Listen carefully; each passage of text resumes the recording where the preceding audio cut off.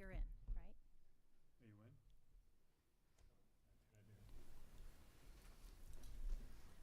Start recording. Please. Recording in progress. All right. All right. Good evening, folks. I would like to call this February 13th, 2023 school committee meeting to order. And I'll start with a roll call vote with Leo. Leo Brem here. Michelle Kirkby here. Jessica Riley here. Tim Knight here. Anna Mae O'Sheabrook here. Great. So first on the agenda is public input. So citizens at this time may address the committee on items of school business, either on the agenda or not. The committee will take such items under advisement without action at the meeting during which the item was presented. Matters pertaining to the reputation, character, physical condition, or mental health of individuals will not be tolerated. Members of the public will also be welcome to comment during the public input through Zoom. Please raise your Zoom hand. We ask that you keep your camera on when making a Zoom comment and that you follow the school committee policy for public input, including speaking for no more than 3 minutes and only on topics under the purview of the school committee. So with that, do we have any public comment?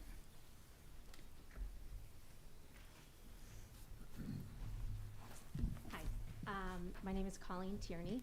I'm at 14 Hatters Hill Road, and I'm here to talk about the library book decision, which seems like a long time ago that we discussed it, but I believe it's on the agenda tonight.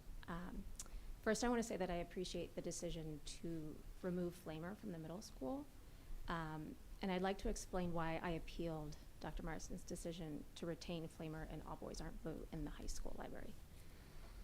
For the vast majority of my time in Medfield, the schools here have been fantastic. But there's been a noticeable change over the past few years in the culture of the middle school and the high school. Academics are suffering and parents are losing trust in school leadership, mostly as a result of an overemphasis on social and emotional agendas. The reason I appealed the decision to keep the books in the school library is because the problem remains that many parents, like myself, do not want their kids having access to sexually explicit content in school. We're talking about detailed graphic descriptions of sexual acts that most parents do not find appropriate for a child under the age of 18. In this case, the school did not just provide the content, they promoted it in the name of creating a safe place for students. High schoolers may be on their way to adulthood, but they're not there yet. What feels safe and comfortable to a teenager oftentimes is not what's best for them. Of course, school needs to be a safe place for all students, and all parents should feel that school is a safe place for their kids. But many of us do not feel safe at a school where faculty members are allowed to encourage our kids to read vulgar and sexually explicit material. So you may ask, who am I to question the recommendation of the qualified committee members? And my answer to that is that I'm a concerned mom. And no matter how many credentials an educator has, as a parent, I'm the primary educator of my child. So when it comes to sensitive topics like religion, politics, or sexuality, it's my right to determine what is and isn't appropriate for my child. So the whole reason I went through this complaint and appeal process, I'm new to these meetings, is because more and more parents, I feel that parents' voices are being silenced. The book issue is just one example. Many parents from a variety of backgrounds are concerned about inappropriate content. Some of us are speaking up, but we don't feel heard. And going through this process, it's alarmingly clear to me that we're just being ignored. I understand that this appeal process is new, but I don't think it should have taken 3 months to get a response. In fact, no one from the Medfield schools ever followed up with me on this. I found out from a neighbor that my appeal was on the agenda tonight. I mean, that right there shows, I think, a lack of transparency or concern. So if the process needs to be taken seriously, it just to me, the lack of transparency is very apparent. So if you continue to selectively ignore parents' input and our vital role in our children's education, you will continue to experience a drop in enrollment, rankings, budgets.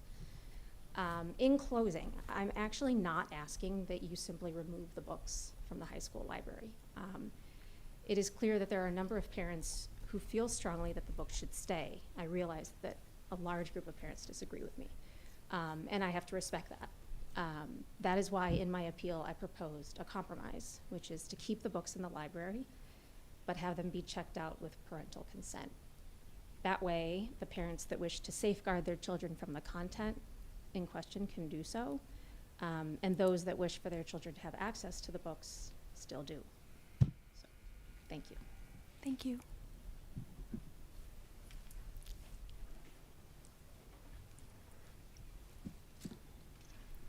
Thank you. Good evening. My name is Nancy Ballard, and I've been a Medfield resident for over 28 years. My son, who is 29 now, grew up in Medfield, and our family has participated in a wide range of school, church, town, and community events over the last 2 decades. Tonight, I too am here to speak on the appeals process for the challenges to the decisions on library books. In the last school committee meeting, 2 members asked whether the proposed school committee review of the administration's decision on book access was simply procedural. That is, did school administrators follow the appropriate written procedures? Or would the school committee also review content? In response, I understand that this committee is considering substituting its own subjective cultural judgments for the decision-making of the school administration if there is a challenge. If you disagree with the school administration decision, this committee would cause a book that had been approved by the superintendent to be removed. I believe that asserting broad authority over the school administration's decision on content presents several dangers that can be avoided if the school committee reviews its motion and amends it to state that it will overrule the administrator's decision only if it finds the administration has abused its discretion in determining that a book should be accessible to students.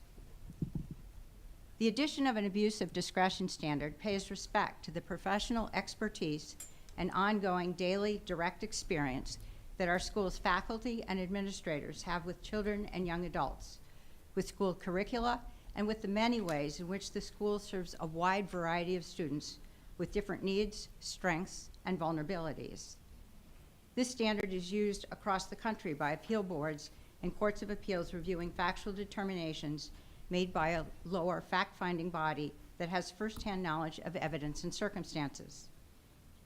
The abuse of discretion standard provides protection against the possibility of a book selection decision so obviously inappropriate to any student that the school serves that it should be overturned.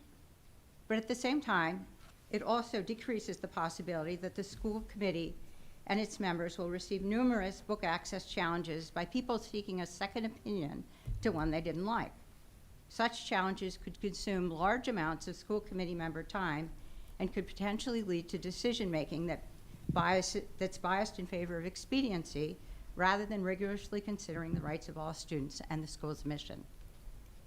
If this committee has unfettered subjective content review authority over library books, it could also discourage wonderful, qualified future school committee candidates from wanting to serve because of the increased time required for book reviews or because of their discomfort with substituting their subjective cultural decisions for those made by school professionals who have more nuanced grasps of students' needs and circumstances that are unknown and can never be known to the school committee.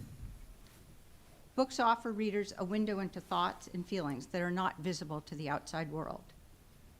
To paraphrase Charlie McKessie, we can only see others' outsides, but nearly everything important happens on the inside.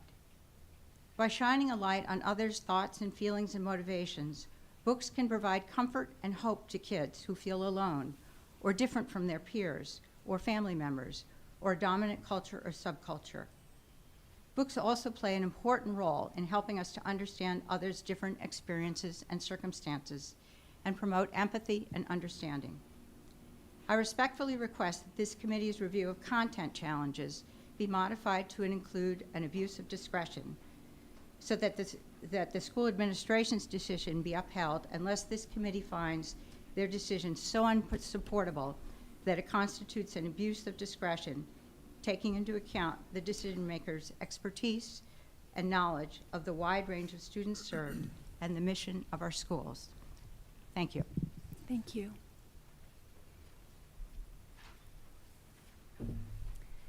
Any other public comment? You have somebody on Zoom. Okay, I think it's Lauren Zembran.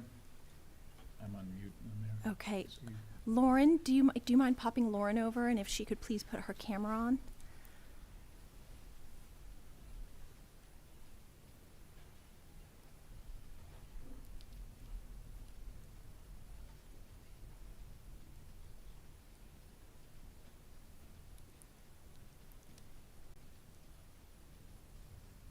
Sorry, folks, I'm trying to get the video going. All right.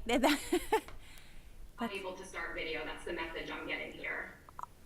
All right. That seems to be one of our hobgoblins. That's okay. All right. So Lauren, please share your comment. Thank you for popping on. I'm so sorry about that. That's all right. Hi, my name is Lauren Zembran. I live at 151 North Street. I'm also here to speak about the library books. I just wanted to start off by saying that I appreciate Colleen's compromise idea. That being said, I'd like to spend the time I have here reading some quotes from the exceptionally brave high school students who spoke at the October 13th, 2022 school committee meeting. It's imperative that our community listens to what these young people have to say. So here are the quotes. I have read both Flamer and All Boys Aren't Blue, and both of these books are extremely important not only to the LGBTQ+ students here, but to everyone. Having access to books with gay characters in them is so important. I want to be able to come to the library to check out a book that I can actually relate to, which is not the easiest thing to do already. I want Medfield to continue the legacy of having welcomeness, but if these books are moved from the library, I don't think we'll have that anymore. It is not wrong, and it is normal to experience sexuality as a teenager, whether it be queer or straight. Representation in media was one of the few things that let me feel seen and heard and understood and normal while coming to terms with my gender identity and sexuality. Maybe if I'd had a story like this with a protagonist like me, I wouldn't have felt so wrong for being different. Being seen like that, knowing that yes, you're different, but you're not alone, that could have saved me a lot of strife and a lot of tears and a lot of pain. There's a reason the words, "This book will save lives," are written on the front cover, because it's accurate. At this high school, the honesty and sincerity with which this book describes the queer experience can make a lot of kids' lives a lot better. Representation matters. These books matter. Our experiences matter, and we deserve media that looks us dead in the eyes and unabashedly proclaims that truth. So I just wanted to thank the students again for sharing their perspectives and experiences and let them know that we're listening to you.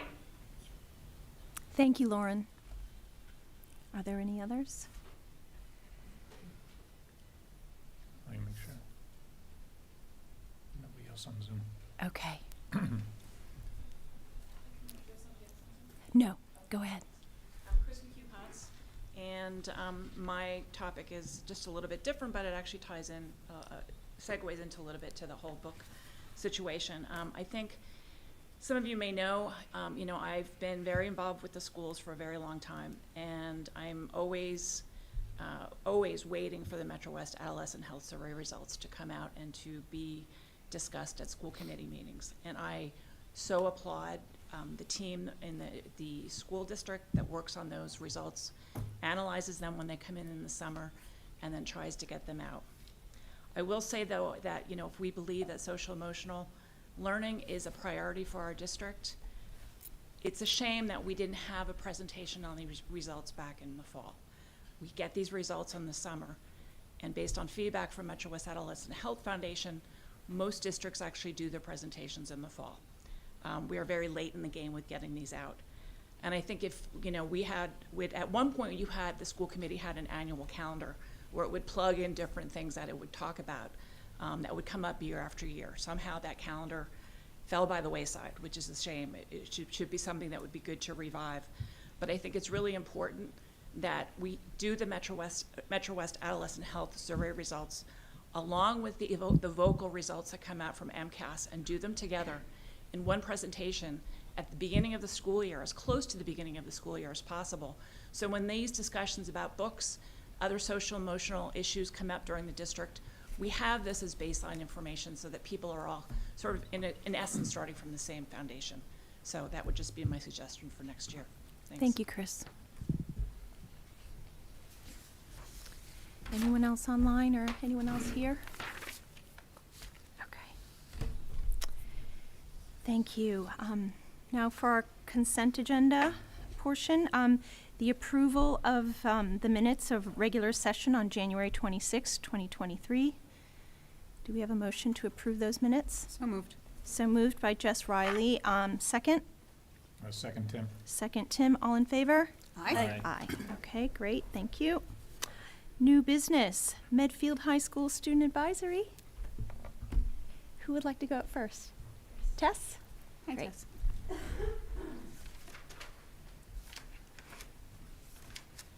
Hello, I'm Tess Boggy, the representative for the class of 2026. As most of you all know, second semester is off to a start. The first year students are now well adjusted to the high school. For the second semester, some have a new couple of classes, but as far as that goes, the school-wide transition has been pretty smooth. School has been going well for many. I think before break it gets a little hectic and a little bit tough, but flex does help like a ton, and it's just good to get your work done during those periods. And all or almost all of the students in my class have gotten the opportunity to talk with their guidance counselor and just getting to know their guidance counselor a little bit more before the next few years go on, and because they'll have them the next 4 years. And then student government-wise, we successfully delivered all of our Yeti mugs for our fundraiser for our prom junior year. And so thank you to all those who purchased them. And our next step, we are thinking of working with a charity or club in our school to do a school supplies drive in the next month. Super. Thank you, Tess. Thanks, Tess. Sophie?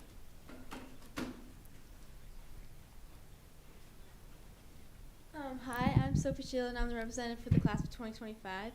So we're getting to that time where we're like deciding placements for next year's classes and like just deciding like our schedules for next year. And so for us sophomores, it's our first year. Next year will be that we can take AP classes. So like we're like looking for all the placements for those and stuff, and like ones that we want to try to take. So semi is coming up. I think it's March 24th, which is getting soon. And then we also, for student government wise, we've put down our first deposit for prom, so next year prom will be I think May 13th as of right now. And then, so also student government-wise, we're selling dog leashes for $25, and we're still selling them. They're on Facebook, on Instagram, like Friends of Medfield, and if you want to buy them, you can contact us or fill out the Google form.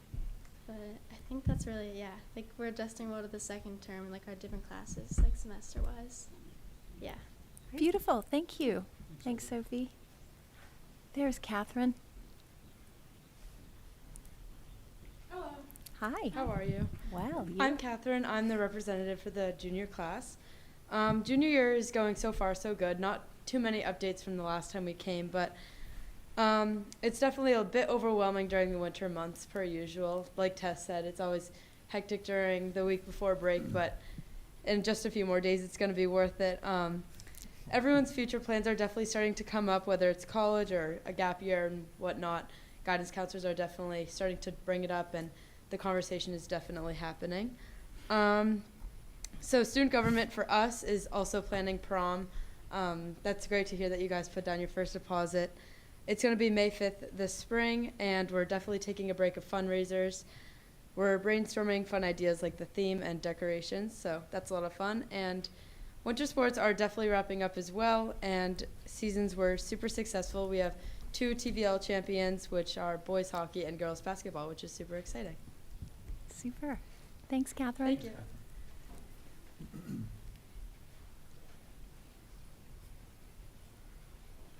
Hi, Gabby.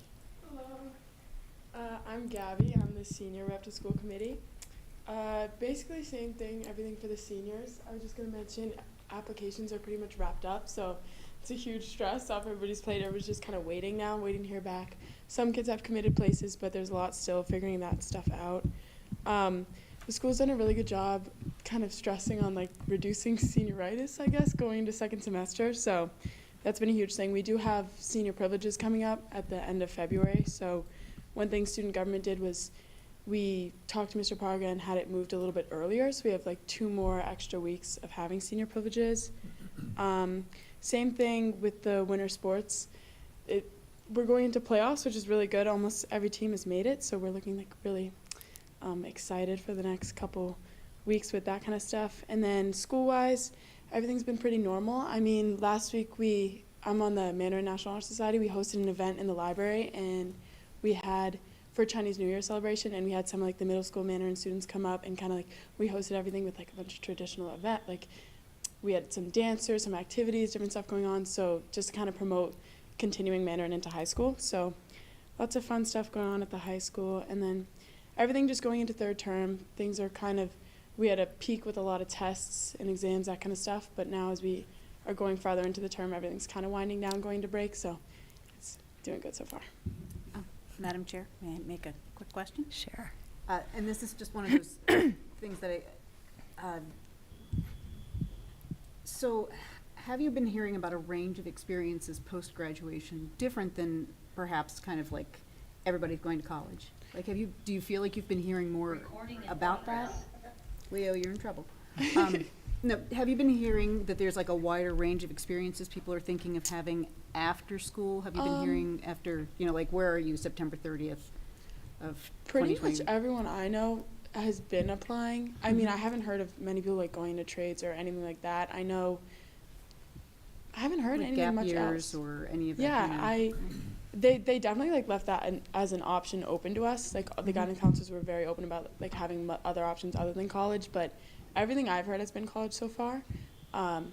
Nothing else, but I'm sure there's some kids that maybe I don't talk to that. I wasn't sure if there was a wider range of it, because you're really kind of like the vanguard of the pandemic kind of graduation of, years. And I've just, from my experience with other schools and hearing from other places, there's a wide range of where kids are going.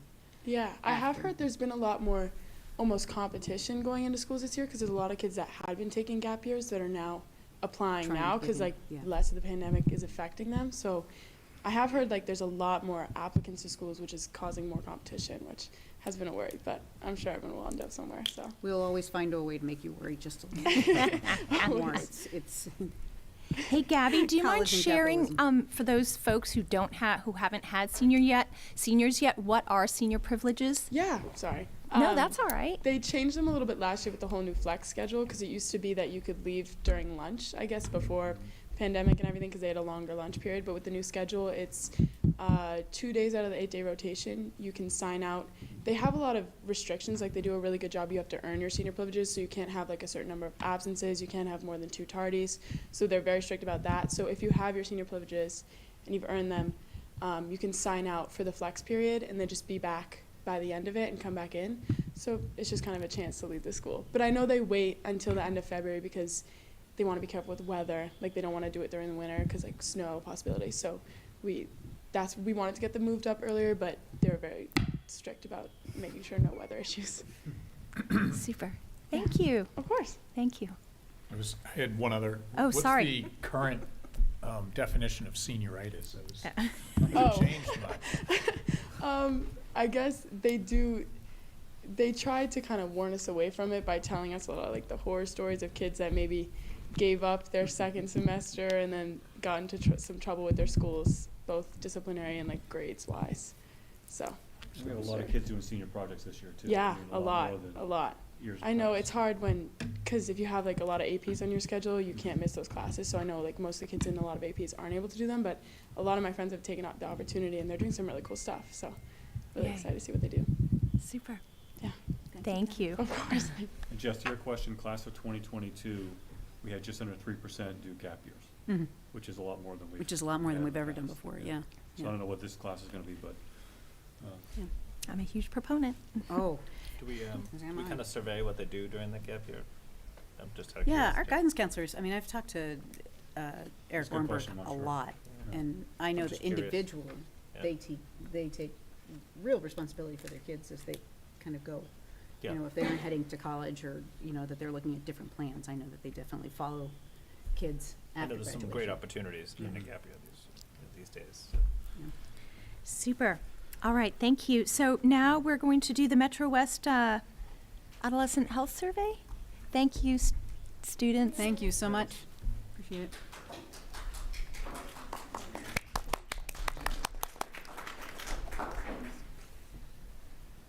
Russ and Mary are here. They Russ put and together a Mary. great presentation. So Russ and Mary have done this for the school site council, also for the faculty as well. So they'll have it all down pat by now. They're pros. Hey everyone, We don't. how are we? Great. All right. Well, first off, thank you so much for having us. This is a real joy, at least for me, to be presenting all this data. I know there's a ton of information here. I think we both fully expect to overwhelm each and every one of you. There will be time for questions at the end, and following all this presentation, we also welcome more discussions after tonight as well, because we obviously can't cram all this into one simple night. So, to begin, again, I'm Russ Becker. I'm the school adjustment counselor here at the high school. This is my 8th year here. I worked both in the middle and high school for a number of years until we got a full-time adjustment counselor at Blake. This is Mary Fitzgerald. Thank you, Russ. Mary Fitzgerald, I'm the department chair for wellness. First, I'd like to just recognize Russ for all the work that he did on this presentation. He's done a lot, and as was mentioned, he's already presented that to the faculty at the high school as well as site council. Before we get into the survey data, we'd like to acknowledge all the people who serve as our protective factors for our students, and it is a big list. So in our schools, that's our administration and staff across all departments, our guidance counselors, school nurses, custodial, cafeteria staff, and all our wellness teachers, K through 12, who are primarily responsible for teaching our students the content and skills that is necessary to navigate these challenging mental health concerns. Beyond that, we've created in Medfield an extensive network of support through our community, from our partnerships with the people over at Metro West Outreach to our fire, health, and police departments, our vibrant small-town community businesses, and the numerous families who remain involved in our schools long after their children have graduated from high school. It's very clear that there is nothing more important to this town than our kids. And so in the spirit of our recently approved culturally responsive vision statement, we'd like to take a moment to ensure that we are all using that lens tonight to look at and consider this important data. We are all keenly aware that there is a serious mental health crisis affecting our nation's youth. And unfortunately, we're not immune to that here in Medfield. As we move through our presentation, we will encounter data that we're encouraged by and data that we're concerned about. When we're looking at the data that seems to be trending in the right direction, it's easy to fall into the trap of forgetting that the few data points that exist in those feel-good graphs aren't just points, but that there are students. And often, as the data reveals, are students who fall into the smallest and most vulnerable demographics. Our students of color, our LGBTQ students, students with a learning and/or physical disability, and our English language learners. Cultural responsibility demands that we acknowledge this dynamic and prompts us to think about these students and the part we play in their overall school experience whenever we come together to discuss them. So we'd like you to take a moment right now just to think about a past or a present teen who you know, who has struggled or might be struggling now. This might be your own child or a student in your class or on a team that you've coached, or it might even be you. We ask that you please bring this child and their experience as you know it along with you as we consider the information we're about to share. Thanks. So the next couple of slides are really just sort of nuts and bolts about the survey itself. The survey itself is given to 25 local towns. It has been happening since 2006 and 2008 at the middle school. It's constructed by the Metro West Health Foundation, and it's organized by by EDC, the Education Development Company, I think it is. And what they do is they offer workshops, data analysis. They provide customized technical assistance to help all of the stakeholders across Metro West figure out how to use the data.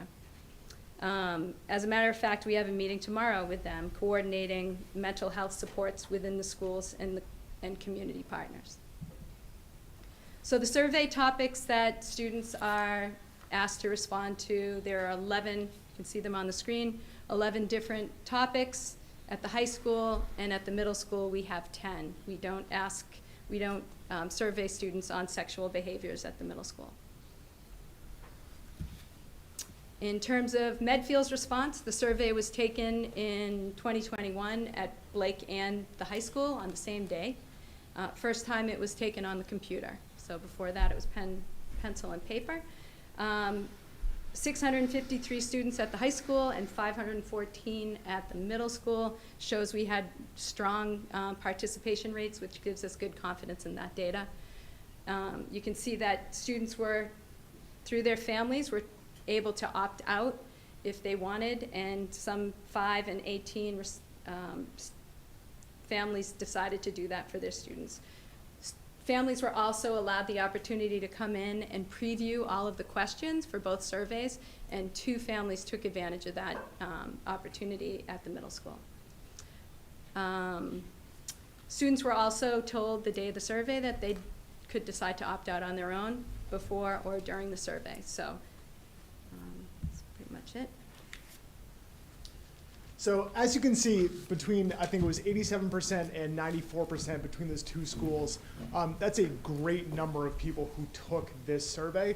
The question always comes up, however, we're asking teenagers to sort of detail the innermost workings of their lives. Is any of this data valid? Are they just gonna lie? And frankly, that was a concern that I had going into this. I'm very glad to report that we really feel that this data is accurate. In general, the EDC compiles a number of studies that are kind of related to youth survey and health behavior surveys. And it goes to show that adolescents are just as truthful taking surveys like this as adults would be. And so that in itself goes to show that the majority of our kids, we feel, are taking this survey honestly, they're taking it authentically. In addition to that, the EDC, and this is one of the main benefits of using a third-party company through this, is they have a whole system that is built for cleaning the data themselves. And so, for example, they might ask 2 different questions or the same question in 2 different ways. And they'll recognize that if there's any incongruence between the same person's answer, they know that in all likelihood that data is not valid, and so they'll throw that response out. What we know too is that our students have been doing this, they've been taking this survey since 2006. At this point, our students know that it's coming. At this point, our students know that it really does help to affect us as decision makers within the school. And so anecdotally, through conversations that we have with students, just the feedback that we get with students, we really feel that our students see value in this. They take it seriously. Like I said, they take it honestly. And so we really do feel like the data that we're about to present to you is pretty accurate given all the information that we have. With that said, however, just because we do feel that it is accurate, it's really important to acknowledge that this data only encapsulates a moment in time. As Mary mentioned, this was administered in November of 2021. So that was in the dead middle of the pandemic. And you have to look at all of these data points through the lens of the COVID pandemic. There are going to be some things on here, like Mary said, that look really great. There's going to be some things on here that also don't look as great as well. It's important to just recognize that, again, each of these data points is a moment in time. In all likelihood, we're not going to know exactly how to interpret these data points until we have more data later down the road. And so as we'll go into with a number of the different topics, for example, substance use, a number of our substance abuse numbers have dropped. Does that mean that some of the interventions that we have tried have worked? Perhaps. Does it also mean that perhaps students did not have as much access to substance as they would have had previously? Also perhaps. So it's simply worth noting this is data, it's good data, but there's oftentimes a lot more to the picture that could possibly be encapsulated within this study. And so, as Mary mentioned, there are 10 or 11 topics here. Each one of them goes into great detail. The data report itself is like 150 pages long with so many different graphs. We're not going to go into all of the information today. We have highlighted a handful of the topics that we feel were the most compelling. What we tried to do is take different data points from some of the other areas and sort of infiltrate them within the conversation. But like I've said before, if there are certain areas that we're going through, if you feel like you would like more information, or if you'd like to have a more in-depth conversation after the fact at any point in time, let us know, come find us. So like I said too, we're going to begin here with the substance abuse numbers. And as I mentioned previously, if you look there, all of our numbers since 2018 have dropped. For those who might, or in person here, you might not be able to see. For tens of thousands of fans at home, they're probably going to have an easier time of reading this data. So I'll do my best to sort of explain what it is that's going on if you can't see it.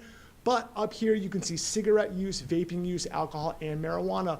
All of those things fell pretty significantly since 2018. Like I said though, grain of salt, hopefully this is a good thing. I think we're keeping our fingers crossed. We've done a lot, and there's a number of really positive protective factors that we've infiltrated both within the school and within the town and the community that we hope are working to affect these numbers. But with that said, we again know that this was taken at a moment in time, and it's not necessarily accurate, and it can't necessarily be read as a positive trend until we have more data. The reason that I harp on that is because even though our overall numbers have dropped, some of the other trends that we've seen consistently in this town are consistently a little bit alarming. So this here is the lifetime substance abuse by grade at the high school.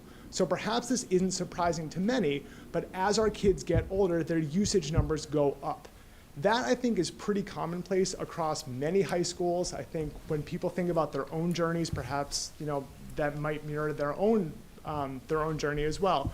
But what I think is really alarming to me is you look at our senior class, and at the point that they've taken this time, and this is in November of their senior year, 80% of our senior class had used alcohol at some point, 53% of our senior class had used marijuana at some point. In the last 30 days. Within the last 30 days. This is lifetime use, but there's also the current use, which is within the last 30 days, mimics this as well.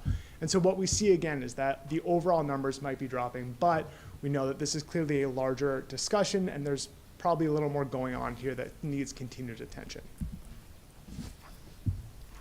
Okay, and just to kind of piggyback on that, if we look at our middle school numbers, I guess what in conversations that we've had with guidance over at the middle school, with administrators, teachers, wellness department, and folks over at Metro West Outreach, there seems to be a significant level of agreement that there has to be some mixed messaging going on with substances, especially when we're talking about alcohol. So the good news is it seems like there's a real sweet spot for action in terms of us as educators and community role models. But if you just simply look at the way those numbers from middle school, 6th, 7th, and 8th grade, and then you look at the numbers 9th, 10th, 11th, and 12th, somehow students are getting the message that maybe they're not really sure if it's okay to use these substances, and then we also need to question the idea that maybe they're getting the message that there is this social expectation of behavior, and I think that's probably a combination of those two elements. And I think in all likelihood that's mirrored here by this graph. So for those who can't see it, the bar on the left is Medfield's usage data, and the bar on the right is the Metro West data. So if you look there, we see that 50% of our student body at the high school had used alcohol at some point within their lifetime, as opposed to 44%. So everywhere there except for cigarettes, our data usage within Medfield is higher than the Metro West average. That's been relatively consistent, I think, over the past handful of years. It's been something that we've really tried to target as a community. Again, our numbers have dropped. They were already sort of starting to drop in 2018, but this just goes to show that, again, we have more work that needs to be done here. To Mary's point as well, This is the data that comes from the middle school. So once again, the bar on the left is Medfield's data as opposed to the bar on the right, which is the Metro West data. If you notice there, everything except for inhalants, the Medfield data was lower than it was, and pretty significantly lower, especially in regards to alcohol, in comparison to the rest of the Metro West. So what that shows us is there's something happening in between 8th and 9th grade that's really flipping the script on its head. And so whether it be this perceived risk, whether it be more socialization, we're not quite sure, but we do know that the messaging does need to be consistent. We have to keep delivering this message so that we can continue to bring our overall numbers lower at the high school, to bring them more in line with where we need them to be. So as Mary said too, the current use trends, especially at the high school, mirror exactly the lifetime trends, where as kids get older, they use more and they use more frequently. What we see too is that while some of the overall numbers dropped, there was some real alarming data that came out in regards to binge drinking and isolated use. Our binge drinking numbers did not drop, even though the overall numbers dropped. So Russ, that's 4 drinks in one sitting, is that what it is? Yep. I believe, if I'm not mistaken, I believe it differentiates for both boys and girls. I don't remember the exact number off the top of my head, but I believe it's about 4 in one sitting. But so the binge drinking numbers plateaued over the past handful of years. And so what that goes to show is that those who are choosing to drink in more and more unhealthy ways. The amount of students who are accessing alcohol and substance abuse isolated, who are doing it by themselves, also rose as opposed to the other numbers dropping, which again probably just speaks to isolation in general. It probably speaks to the fact that our kids have been isolated and didn't have the social aspect of drinking, but still, we know that our kids and those who are choosing to use substances are likely doing so in a more unhealthy way as opposed to 2018. This last bit here, this perceived risk plus socialization equals usage data, that's kind of how I like to think about some of this usage data. And it's an equation that I think I would like all of us to keep in mind as we look through some of these other data points as well. What we know is that if kids perceive risk, they're not going to do something as much. What we know too is that if kids perceive risk, but then all of a sudden something is being socialized, all of a sudden that risk does not seem that important to them, and so they ignore risk. And so we have more data in a second that goes to show what we need to do is to keep harping on the risky behaviors that our children are deciding to enact, while also hopefully bringing down some of the socialization that we likely know is happening, whether it be through the community, through the town, and some of these substance uses as well. And so in terms of the perceived risk, socialization, and all of these other things, here's some other data points that go hand in hand with those first bits of information. This is just impaired driving at the high school level. So we see at the high school level here, our numbers are higher as opposed to the Metro West in regards to those who have driven under the influence of both marijuana and alcohol, and those who have willingly got in a car with someone that they know is under the influence of marijuana or alcohol. So again, you're not looking at sky-high numbers, but 10% of our student body rode in a car with a high school driver who had been using marijuana at some point. You might not look at that and think that it's sky high. Again, it's only 10%, but 10% is certainly enough.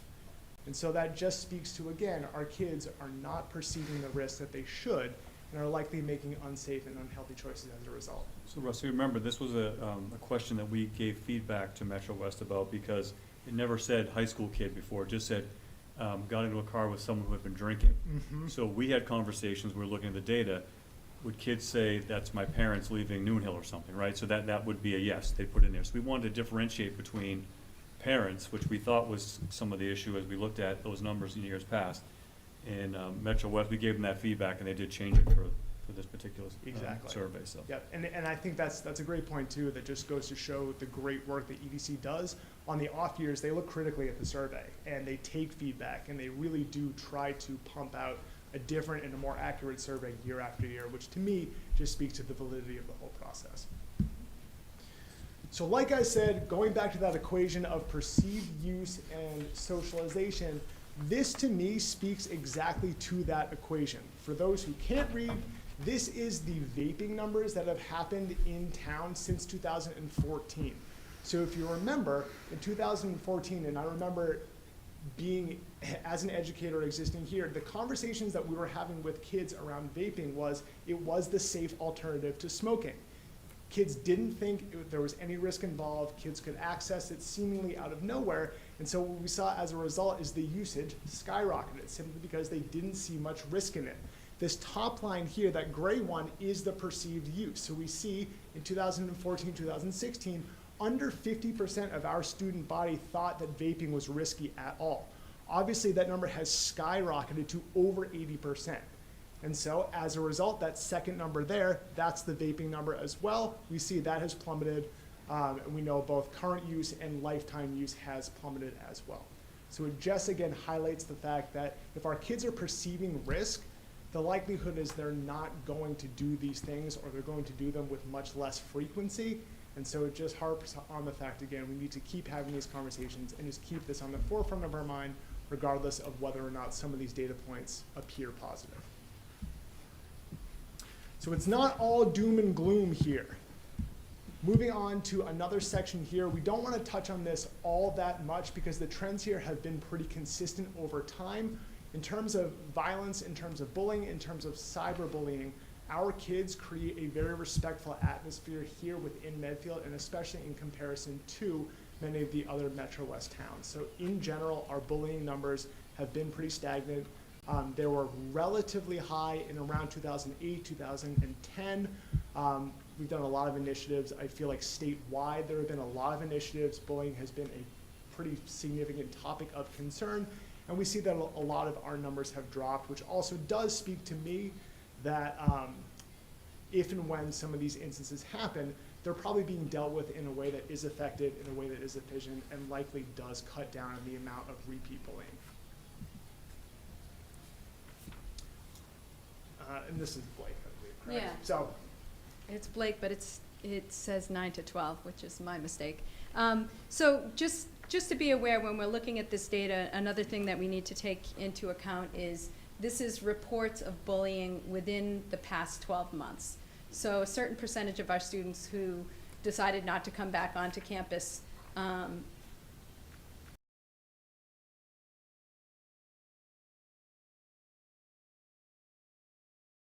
this is promising that it's leveling out. This is probably a good time to think about that kid who's struggling that is actually on this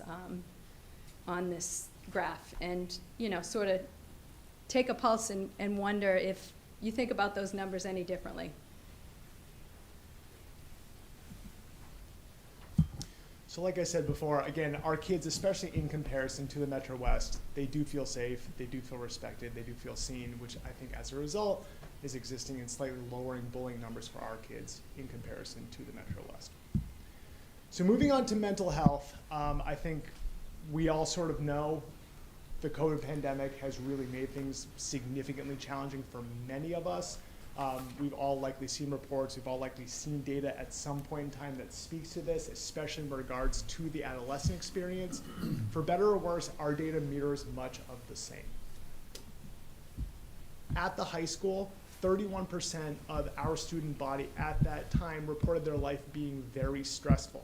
It's really great to note that that number dropped significantly from 2018. So at that point in time, it was 41%, and it dropped 10 percentage points to 31%. At this point in time in 2018, I know stress was a really significant initiative that we as a school really wanted to target. We changed the schedule around, we added flex periods, we've had a lot of conversations with homework, with things like that, with stress management. And it does appear to have some pretty significant effects for our kids. Unfortunately, we have not seen the same success rates across all other barometers of mental health. Again, it's impossible to know just how successful this change in schedule or some of the other initiatives may have been, because we're looking at this data through the COVID pandemic. So would these numbers have been even higher had we not targeted some of these initiatives previously? It's certainly possible, but again, this is just the data that we have given all the situations that we're dealing with. So at that point in time, 45% of our student body were reporting symptoms of generalized anxiety, which was up from 33% in 2018, 23% of our student body reported clinically significant depressive symptoms within the past year.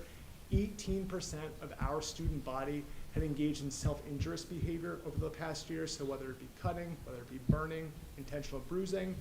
14% of our student body had seriously considered suicide within the last year, and 3% had attempted suicide within the last year of the students who took this survey in November of 2021.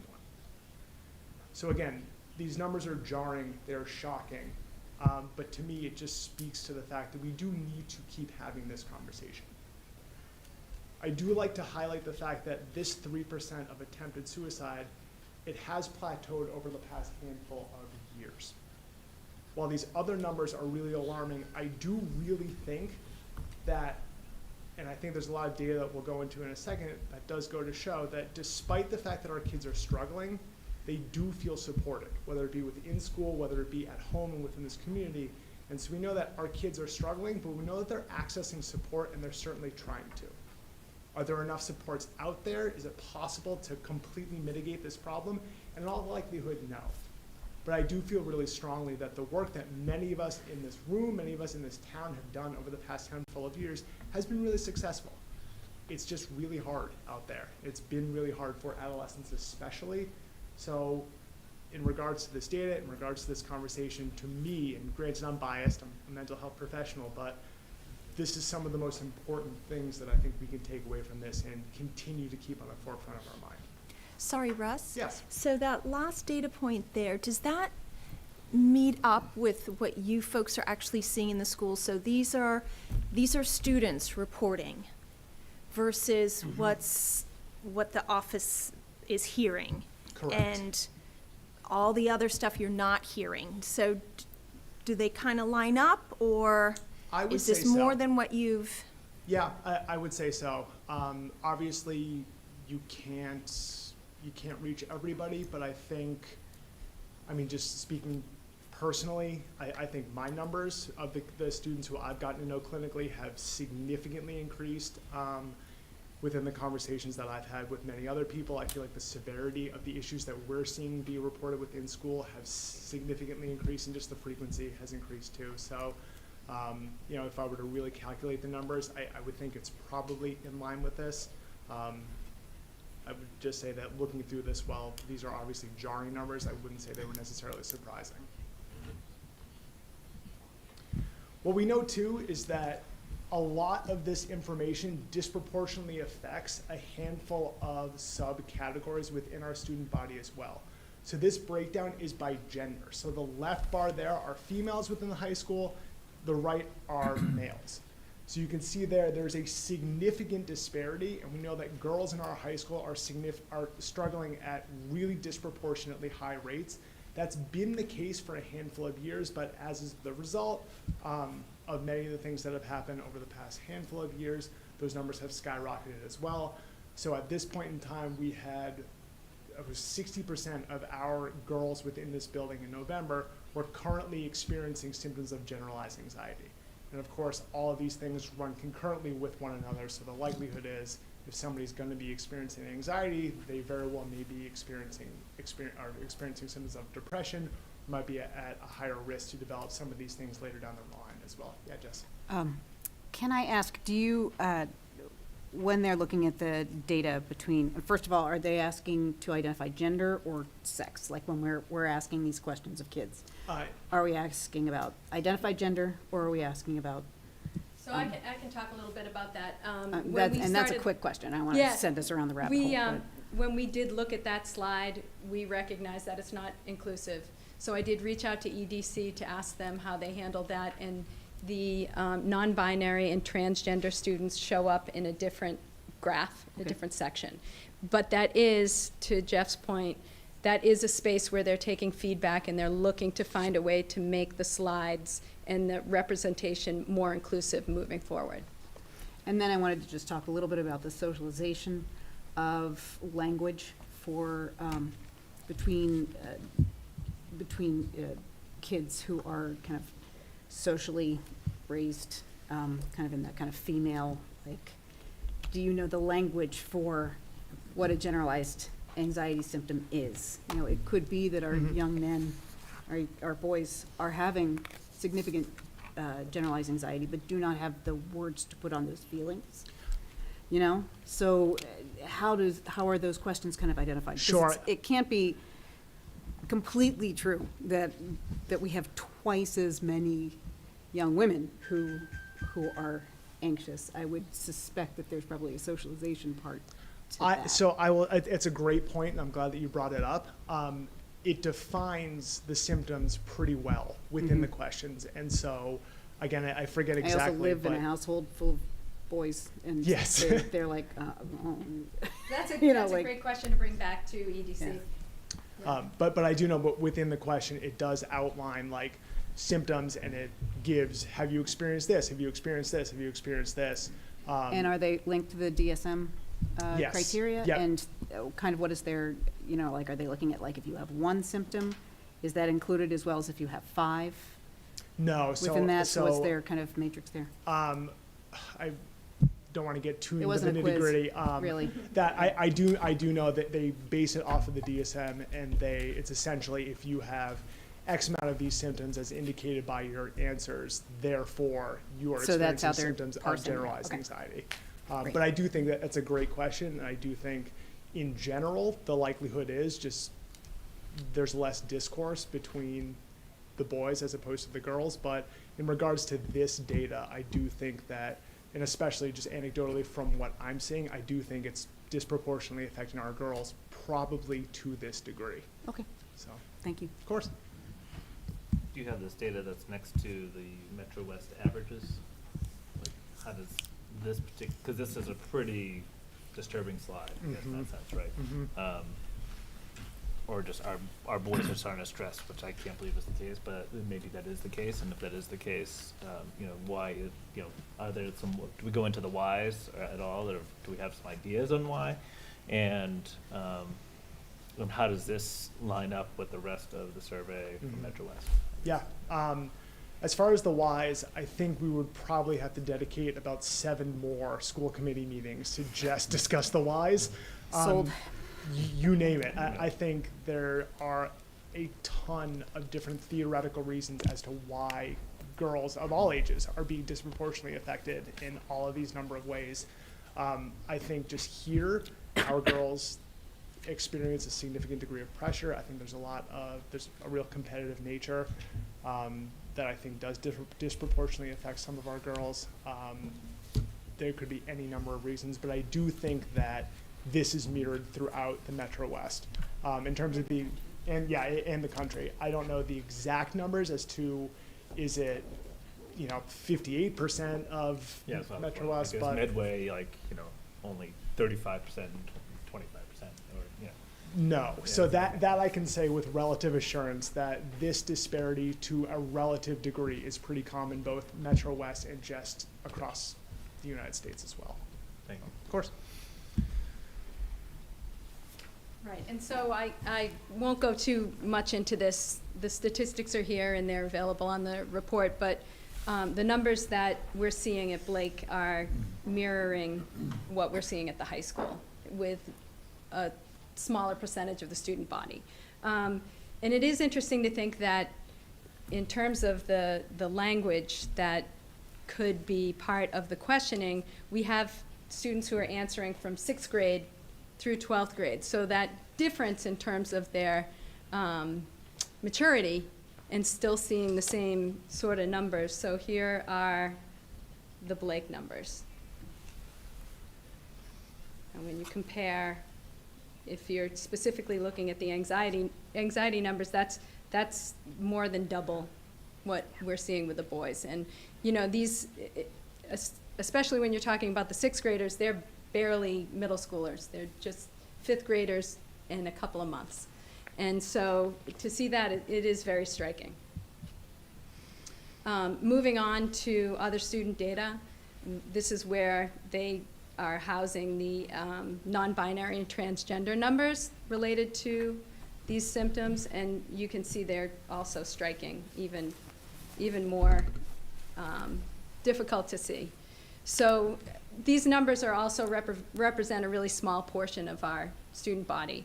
And so if we look at this in a bigger, more national context, the Trevor Project just did a study in 2022 and looked at similar indicators, and what they found on surveying 34,000 LGBTQ students aged 13 to 24, 45 had seriously considered attempting suicide over the previous year. So if we extrapolate that out, it's not too hard to believe that, you know, our students in this demographic are experiencing this. We mentioned earlier our other vulnerable populations, like our learning disabilities and physical disabilities. We're seeing the same thing, and if we put up the data for our English language learners, we'd see the same thing. So it's consistent with all of those numbers. Yep. Sorry, when you look Yeah. the two columns, what are the 46 and 26? So they Yes and don't. no. I can Yes put, and then yeah. no. Yeah. Oh, yes and no. Okay, gotcha. Thank you. Yep. It's just cut off. It is, yeah. Yeah. Could be done. All right, and so, let's see, so we looked at that, and the physical and learning disability and the ELL similar. So like I said, this is kind of a big discussion about risk factors, protective factors, and some of the causes and some of, you know, the things that are working to either prevent or exacerbate some of these numbers. These were data points that were taken at other points in the study that we think are likely either contributing to or existing as a result of some of these mental health numbers. At that point in time, only 26% of our high school student body reported sleeping 8 hours or more per night, which is also 69% of middle school students. 58% of our high school student body reported 3 or more hours of daily screen time. That does not include time doing homework. They specifically delineate outward and eliminate that within the data pool.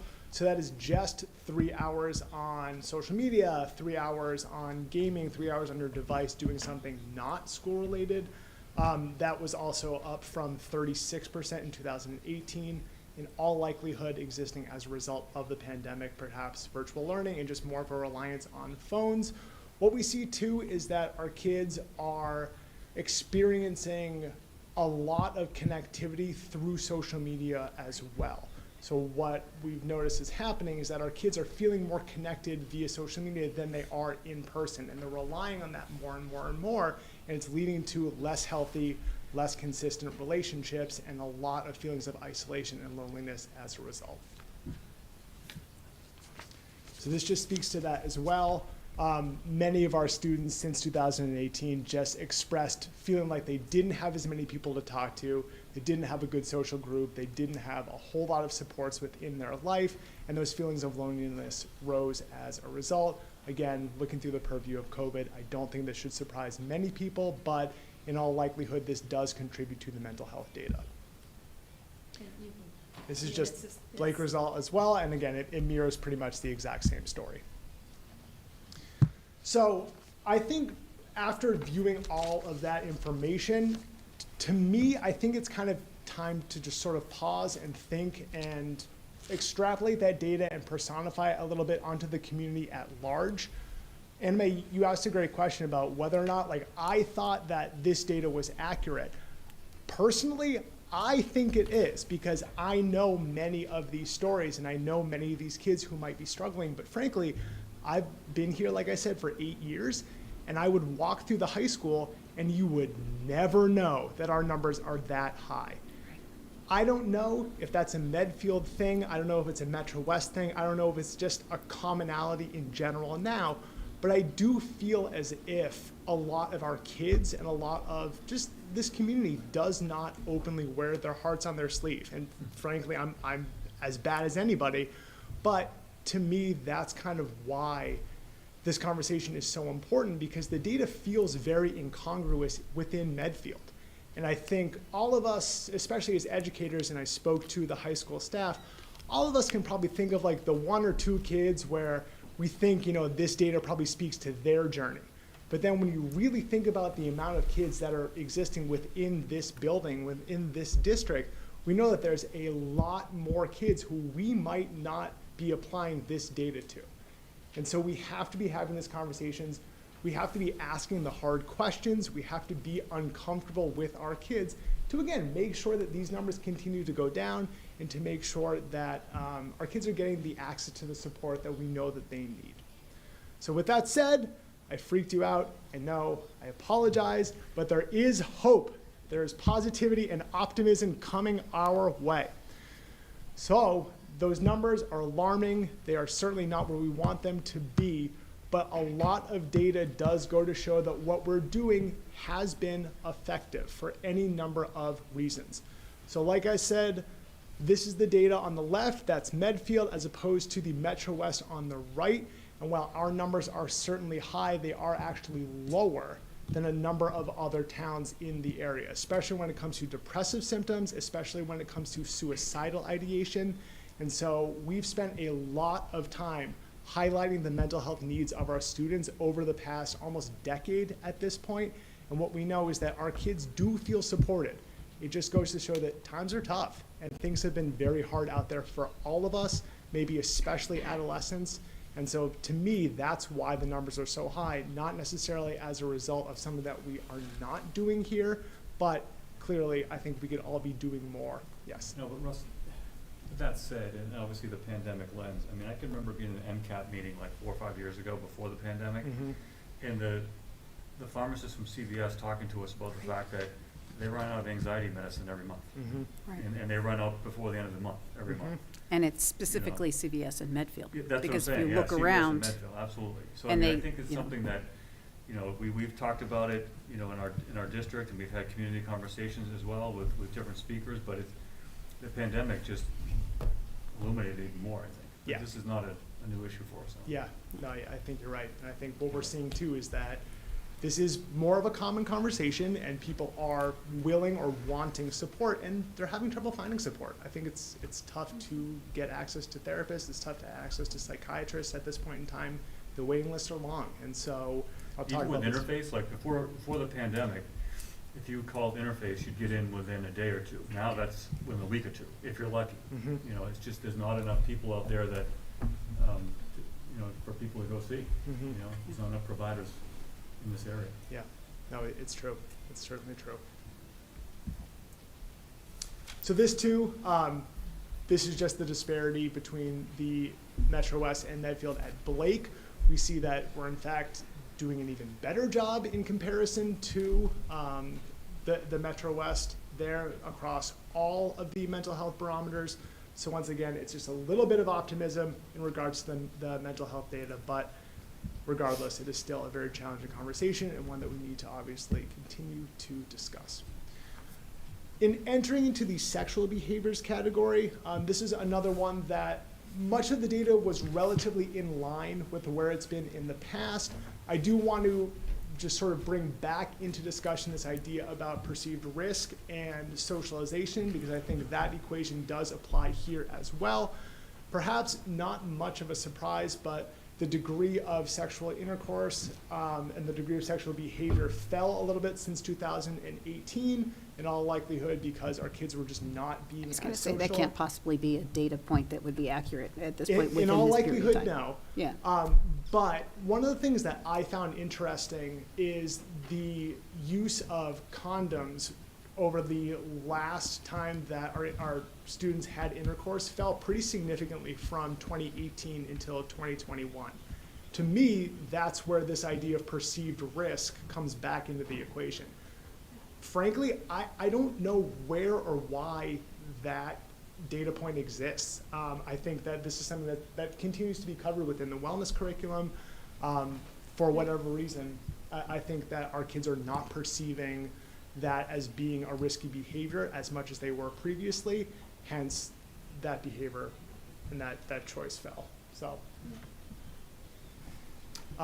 this too, I think, also does speak to just the lack of perceived risk for our kids as opposed to the Metro West. We see here that our numbers are relatively similar across the Metro West, but again, the condom use during last intercourse was 54% for our Medfield students as opposed to 58%. So again, there's a little bit of a gap and a little bit of a disparity there. Sexting, this is another pretty common issue and one that we've targeted over the past handful of years. Our numbers are slightly higher than they would be within the Metro West, with 12% of our student body feeling pressured to send a sext, 15% have actually sent a sext, and then 12% of our student body had somebody else send a sext to them. Again, these numbers are not astronomically high. They are not all that much higher than the Metro West, but they are certainly higher. And again, it probably speaks to the fact that our kids, for whatever reason, are not perceiving as much risk as we would like them to. So now the good stuff, the protective factors. And there are many of them. I'm looking at the clock. I could probably be here until tomorrow if I really went into depth about all of these things. So I'm happy to go into later detail or further detail at a later date. But rest assured that within this town, our kids have done a great job of keeping themselves safe, keeping themselves protected. Within this school and within this community, I feel like we've really developed a strong community where our kids do feel supported, they do feel safe, and I think that in all likelihood has allowed our kids to have lower statistical mental health challenges as they otherwise would. So here we see the physical activity at the district levels. Our kids are incredibly physically active. 73% have played on one or more sports teams compared to 61% of the Metro West. We know that physical activity is a great protective factor. Outside of just sports teams, we know too that our kids are really, really involved. Those who are not on sports teams, they're involved with drama, they're involved with other extracurriculars. And so we know that our kids are really building a sense of community for themselves, and they're helping themselves to feel supported, to feel connected. This is the Blake data as well, which just goes to show that, again, this is mirrored across both levels. Our kids are really active. Our kids are really trying to take care of themselves. And this, to me, I think is a really important string of slides here. Obviously, I'm biased working from the school, but I'm deeply proud of some of these slides. We know that school belonging, school affirmation, and school connectedness is one of the bigger protective factors for adolescents as to whether or not they're going to develop significant mental health challenges, both currently and later down the road. On the whole, our students feel very connected to their teachers. They feel very connected to this school and to this school community, especially when comparing to the rest of the Metro West. So you see here, 68% of our kids had an adult at school to talk about a personal problem. 91% have a parent or a non-school adult to talk to important things about. So again, this does just go to show that we know our kids are struggling, but us in the school, you all within this community, have really created a safe environment and a welcoming and a warm environment. And our kids are accessing that, and it does really make a significant difference. So this is just more data that goes to show our kids, again, they feel safe, they feel connected. 90% of our student body feels safe within the school, as opposed to 74% within the Metro West. That number is unbelievable. I think the Metro West Foundation, like, every year reaches out to us and like commends us for this data specifically, because I think consistently across time, Medfield's data when it comes to school connectedness, it's been higher since I've been here, and it continues to be a lot higher than our Metro West peers. And I think there's a lot of pride that goes into this data from our educators. So we know too, this is the Blake levels, which just kind of repeat that as well. Same things here with our kids feeling respected. They think that our kids are treated fairly. They think that our kids are seen, are valued across all kind of identities and across all kind of experiences, which of course is very, very valuable. Same goes for Blake. Like I said, a lot of data, more of the same, all good stuff here. And this too is the peer support. So what we see earlier in the presentation as the amount of peer support has in fact dropped, but that's indicative across the board. So while peer support has dropped as a result of being more disconnected, maybe as a result of more increased loneliness, we know that our kids are actually more connected than their peers. So whether it be as a result of the amount of extracurriculars or sports teams, our kids do a really good job of, like I said, building that community, feeling seen, feeling valued, and finding their people, especially when you compare it to the remainder of the Metro West. Same is true for Blake. And what I think is really cool here is, like I've mentioned previously, our kids are having difficult conversations, and they are having them articulately and efficiently and effectively. So whether it be with myself, with another school counselor, with a teacher, a trusted adult, a coach, a parent, a mentor, somebody within the church or a religious affiliation, we know that our kids are finding these people, they are having these conversations about their problems, they're feeling supported, and obviously, if they are able to do so, we see a direct result in a lot of these challenges eventually go down. Same goes to show with Blake. Take it away, Mary. Thank you, Russ. So, in terms of action steps, we spoke earlier at the beginning about all the people who make up the protective factors for our students in the schools. And there aren't enough slides to put into words what has been done to support our students. So these are just a few of the things that we've, that over the years have happened. Memorial and Wheelock, Dale and Blake, you'll all have access to these protective factors. Everything from the health and wellness classes that we teach, the professional development that we do, the outside organizations that we partner with to come in, changes to the schedule, the addition of flex time, things like that. All of these things add up to the protective factors that our students are reporting. And that is you. So this is a quick, this isn't our slide. I stole this from Medfield Outreach. I would be remiss not to mention their support within our community as well. I'm sure most of us are already aware of the work that Medfield Outreach does.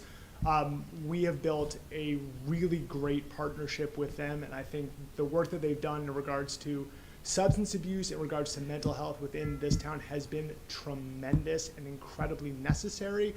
So I actually stole these slides from a past presentation that they made just so I could kind of highlight some of the initiatives that they have already done within this town, some of the things that they are continuing to look to do, both in regards to substance abuse and mental health. And I spoke to Kathy McDonald earlier, who has given me free rein to say so. If you're seeing this data and you want to do something, or if you're curious, or something doesn't quite sit right with you, and you've especially had enough of me after tonight, call them, call me, get involved, because there are clearly ample opportunities for you to get involved, or at the very least to have further conversations. Even if you don't feel ready to take on one of these initiatives or to be a part of this, we know that talking about this helps. We know that making this a more comfortable conversation helps. So give me a call, give Medfield Outreach a call. And if you do see any of their initiatives around town, and there will be many of them moving forward, I really do recommend and suggest getting involved, or at least checking out one or many of the things that they have to offer. So as far as the continued areas of need, we know that this stuff is not going away. Mental health, substance abuse, it's been a specific issue within this town for many, many years. As Jeff mentioned, the pandemic has only exacerbated many of the things that our kids were already struggling with. And so the continued attention is really, really important. We've done a lot to try to mitigate some of these issues. We know some things are working, we know some things haven't, but the continued support, the continued attention to these issues, it is of paramount concern as far as I'm concerned. And specific to the demographic attention, we know that those disparities exist. We know they've existed for a long time, and they are only getting worse over time, and so specific attention there as well will be considerably needed. A lot of information. Does anybody have any questions after that amalgamation of graphs and data? Yes, Jess. Sorry. No. First of all, in the sexual behaviors, just as some feedback, under the sexual behaviors graphs, there's a lot of emphasis here on intercourse, but that is not actually how our kids are experiencing sexuality right now. Mhm. And when we're asking if kids are having intercourse, then they get to kind of get the, Mhm. you know, like they get a pass Mhm. on the fact that they are actually being sexually active, and that does not mean that they are without risk. Sure. So, is that something that or I would just say, obviously, they're very sophisticated people who put together the Metro West, but Mhm. I think that's really one of those things we need to kind of be looking at. Totally. Because I think that if we're asking about sexting, that's just one small part of the sexual behaviors that our kids Mhm. are engaging with, and we need to be able to make sure that they feel safe with whatever behaviors they're doing. And I also hear, and it's interesting, I've heard so many people talk about, if we're kind of interweaving our topics tonight, I've heard so many talk about that they feel that the books that we offered have a pornographic content, but indeed they're not pornographic in the, you know, that they are about kind of sexual experience across the, you know, that there are episodes within that that are about sexual experience. But we also know that statistically, our kids are watching pornography, and it is a concern in terms of having non-healthy expectations about sexuality. And is the Metro West Medical, or the Metro West Adolescent Health Survey asking those questions about exposure to pornography, age, onset, where they're getting it, what that looks like? Really good question. Because I think that that's also a really significant part of our Yeah. kids' sexual experience at this Yeah. point. To my knowledge, I don't think that they ask, but. I might want to, Yeah, I certainly would something think we about can bring giving up. that feedback, because I know Good that I'm feedback. hearing it. Just we know where they're getting it. Well, I mean, we know where we're getting it, but it's also about what they're seeing then, And right? they're willing to share this information with us, so Mhm. it makes sense to have those questions on the survey. Right. For sure. Sure. Yeah. Any other questions? I just have, so I think it's great to share it here in this forum. How else do we publicize this with, you know, amongst the schools? Sure. Well, how do we It's do up it to the us, most I guess. usefully in the community? I We don't get wanna it, do it's up to prurient us use, and you know, kind of. grassroots and stuff. You know, there's 20 on Zoom, Well, I there's guess we could 15 or so in here. So in years Get back, we past, have run yes, events, we've, yeah. you know, we've hosted at the PTOs, you know, invited folks to come to the PTOs, but I also think, you know, the select board, this is a very important information for them. And so I'm hoping there can be more informational, whether it's the high school, middle school PTO, or just hosting a community evening to share this information as well. And I want to reiterate what you were saying, Russ, about getting involved with some of the Medfield outreach organizations like MCAP, Medfield Cares for, Medfield Cares about prevention, exactly, and Medfield Coalition for Suicide Prevention. We are looking for people to help, you know, with this work, and it's, I mean, this data is very jarring, so. I also don't know that it would track so very differently from the adult populations in our town. And I think Yeah. a lot of the time we talk about our kids, and as you were talking about community, but I do know, obviously, we know statistically that people drink more and alone, whether that is underage or adult drinking at this point. And I know that, you know, I think we're gonna look at a lot of these data points and really see them as something that happened in the deep, dark winter of that second surge. And some of the behaviors, you know, we may see that there's been an uptick in alcohol, but it's really just because it was at home. You know, we all know that the Bud Light cans are not falling off the back of a truck, but you walk throughout Medfield, you drive down the street, they're everywhere. And these are not adults who are, you know, drinking in the woods, but they're getting it from somewhere. Where is that somewhere, and what are they seeing? You know, there's a point to this that we need to take a significant amount of responsibility, that it doesn't just bounce off our kids. They see what they see. I have two questions. One is, so what's the kind of process that you go through, you know, with administration to address services? Some of the contrasting parts in there are the increase of anxiety and everything else, but yet school connectedness is high, right? So, you know, there's a reason for that, and there's a correlation. What is the next step, and I'm not asking this from you directly, I guess, it's collectively, because, with a daughter in 4th grade, I'm a little worried about coming to high school. It seems like eighth grade to 9th grade, all of a sudden anxiety goes off the charts, right? And so, and I'm not pointing fingers at anybody at all, but I guess my question is what is the action items as far as unpacking the data, like you would for MCAS data and interventions, right? Same concept. What is, and maybe they're related, right? Perhaps they're related. I'm not saying they're not. So what would be an example for people listening at home and perhaps follow up, as a result? What would be some of those action items you would do as a community? And if it's not your question to answer, it might be Dr. Morrison. I know Nat's in the room as well. So something that would happen just so the people at home and parents understand what the action item is of the schools themselves. Sure. So I think in years past, this is kind of the jumping off point, like you said, to then do something about this.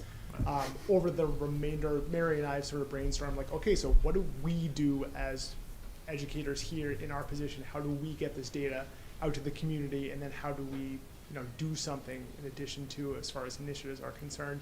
I know I don't want to speak on Jeff's behalf, but this data does obviously allow us to make a lot of decisions, and it guides a lot of what we do and what we think about as far as what our next steps are. There's a lot of information, a lot of data that's coming in through the Panorama survey, and I think that does help to sort of guide a number of like the strategic plan decisions and a lot of sort of the planning, whether it be professional development, whether it be just individual professional development or school-wide, that I think we will now look at and see what opportunities we have to maybe integrate certain things. I guess, if I were a school principal, I guess I would want to sharpen the pencil and say, okay, why is it that those numbers are like that? So, and, I know crafting surveys is an art form, when it's around data collection. Is there methods of being able to, besides going to every student and asking them personally, because I'm sure they're going to tell you honestly, right, Lily? Sorry, I didn't mean to point to you, but, Yeah, we're not going to do that to you, Lily. Yeah, Sorry, no. But if that's not realistic, I guess how to identify some of that, like from, whether it's a cultural piece, a school culture, is it is it a trickle down from town culture, which obviously schools do reflect their town, right, at times, right? So I guess these are just questions out loud for thought of like, what are those next steps? Because I do feel like some of those numbers are like just really, really concerning. I guess, It really feels like in order to really see an order of change, it needs to be a closer partnership with community, families, and school. And you really needs to be the driving focus from our perspective. It seems to be that piece that isn't quite, that family piece isn't quite as embedded as we need that to be. So the school connected, this homeschool connectedness, or sort of, I don't know if it's I don't know if it would be called homeschool connectedness, but just in terms of feeling a responsibility that,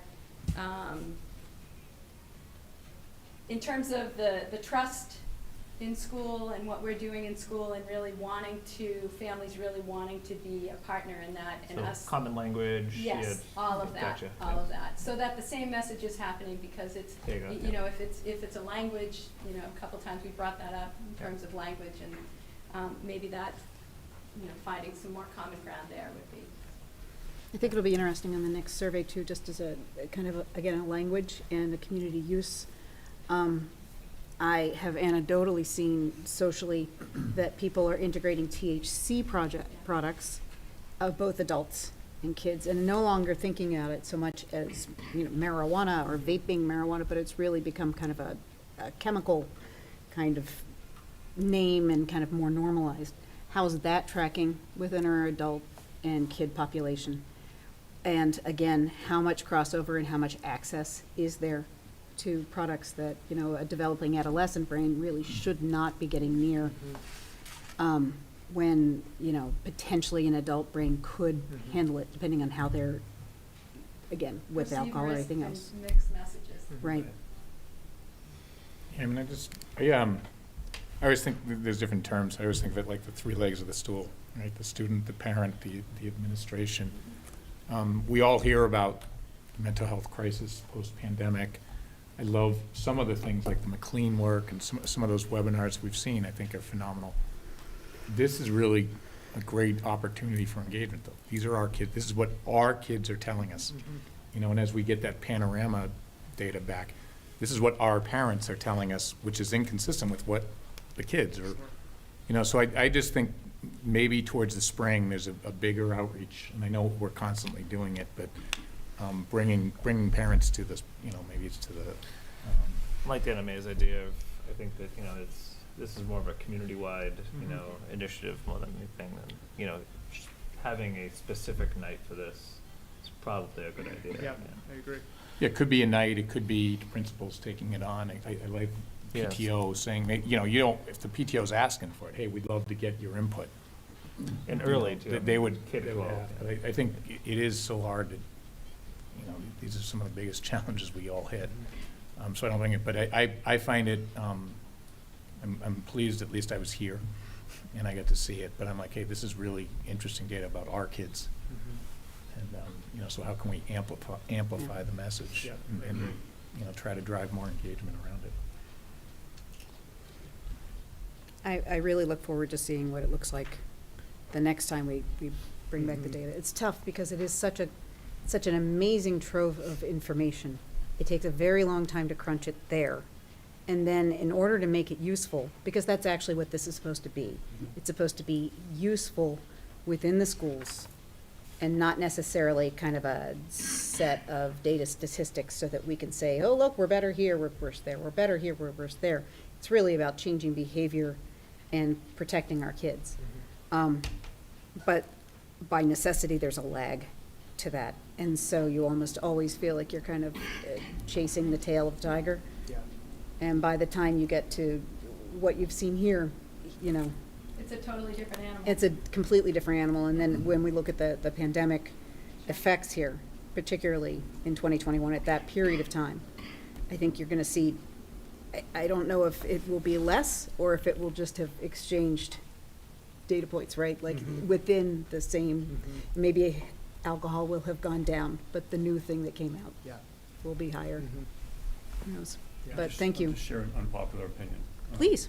So. Oh, I love those. We've had this conversation numerous times at MCAP. Dr. Myers, can you refresh our memory of what MCAP is? Medfield Cares About Prevention. Okay. So,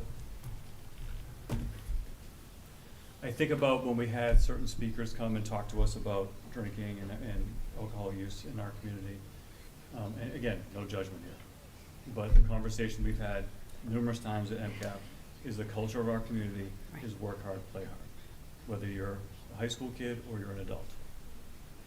Think about your weekends, think about people you know, think about your neighborhoods. That's the culture of this community. So unless we start to change that a little bit, we're gonna keep seeing these numbers. Yeah. I mean, our binge drinking has been high for a long time, a long time. I also think it has a lot to do with where do we let our kids go and where do they have to go? And that comes down to where do we provide family, teen, child recreation? What's that programming? The schools can't do everything. God, Correct. you do a lot. But you But we gotta can't work do together on this one everything. because it's not And the getting- it's not schools, getting it. the community has to be invested in providing this enormous chunk of opportunity for these kids that, you know, if you are not on a sports team, if you are not on your club team or whatever, your recreational opportunities with your peers drop. Boom, you're done. You have no common place to go unless it's the parking lot or in the summer, if you're lucky, the trestle bridge over the Charles. And that's the truth. We have no place for our kids to go, and it's a shame. That's my. So, I mean, that's. You're that's right. It's kind of not focus we it's not talked an about. unpopular opinion with You know, me. I mean, I think it's Dr. Morrison. something, when Chief Meany was here, we talked about how important it is to get the parents at Memorial and Wheelock to understand this, because in a blink of an eye, their kids are in middle school and high school. And, you know, you can do all you want with the high school parents, and so many of them have kids have already gone through and they've lived it and been there, done that, like I have. But it's the parents that don't know what they don't know because their kid's in first grade, second grade, third grade. Yeah. I mean, that's, you know, those are the ones we try to encourage to come to the Medfield Talks and get that group of people there, because they need to know now. They need to know what to look for, Right. you know. And it's not about viewing your child suspiciously. It's about thinking about No, the it's just culture of your thinking family about and it. the culture of your town. It's also thinking about what you're modeling too. Yeah. And that's a big thing. But I also feel like this is what, my third Metro West Adolescent Survey go-around here. It's your fifth, sorry. And we have this conversation every time, and something's got to change. I mean, I think that the school and the budgets have really dedicated so much work to getting, adjustment counselors and getting guidance and getting social emotional support throughout every school. And that we continue to pursue that within budget. But It's again, an it important also part this has year. to be, Right? I mean, it's an important part this year because we Yeah. have positions that were in ESSER that we now have in our right, budget. So it's and we important to protect see those this year. that it wasn't just an emergency. It lasts. No. The pandemic is not over for our community. It'll be a long time. You know, many of us were at the school committee, Massachusetts School Committee Conference, and one of the slides that really spoke to me was our kids are not all right, and neither are the adults. And they really talked about, and I think you guys know this, you do this every day, but I think that our community needs to realize that many of the behaviors, many of the things we're seeing in ourselves and in our kids are post-traumatic stress. And that is simply a part of our lives now. It's the jerk when you think you may have COVID or not. It's the, do I want to wear a mask? It's the anxiety about what's happening. It's the feeling like you've been left behind. You're more isolated, you're different, you're this, you're that, and working to catch up.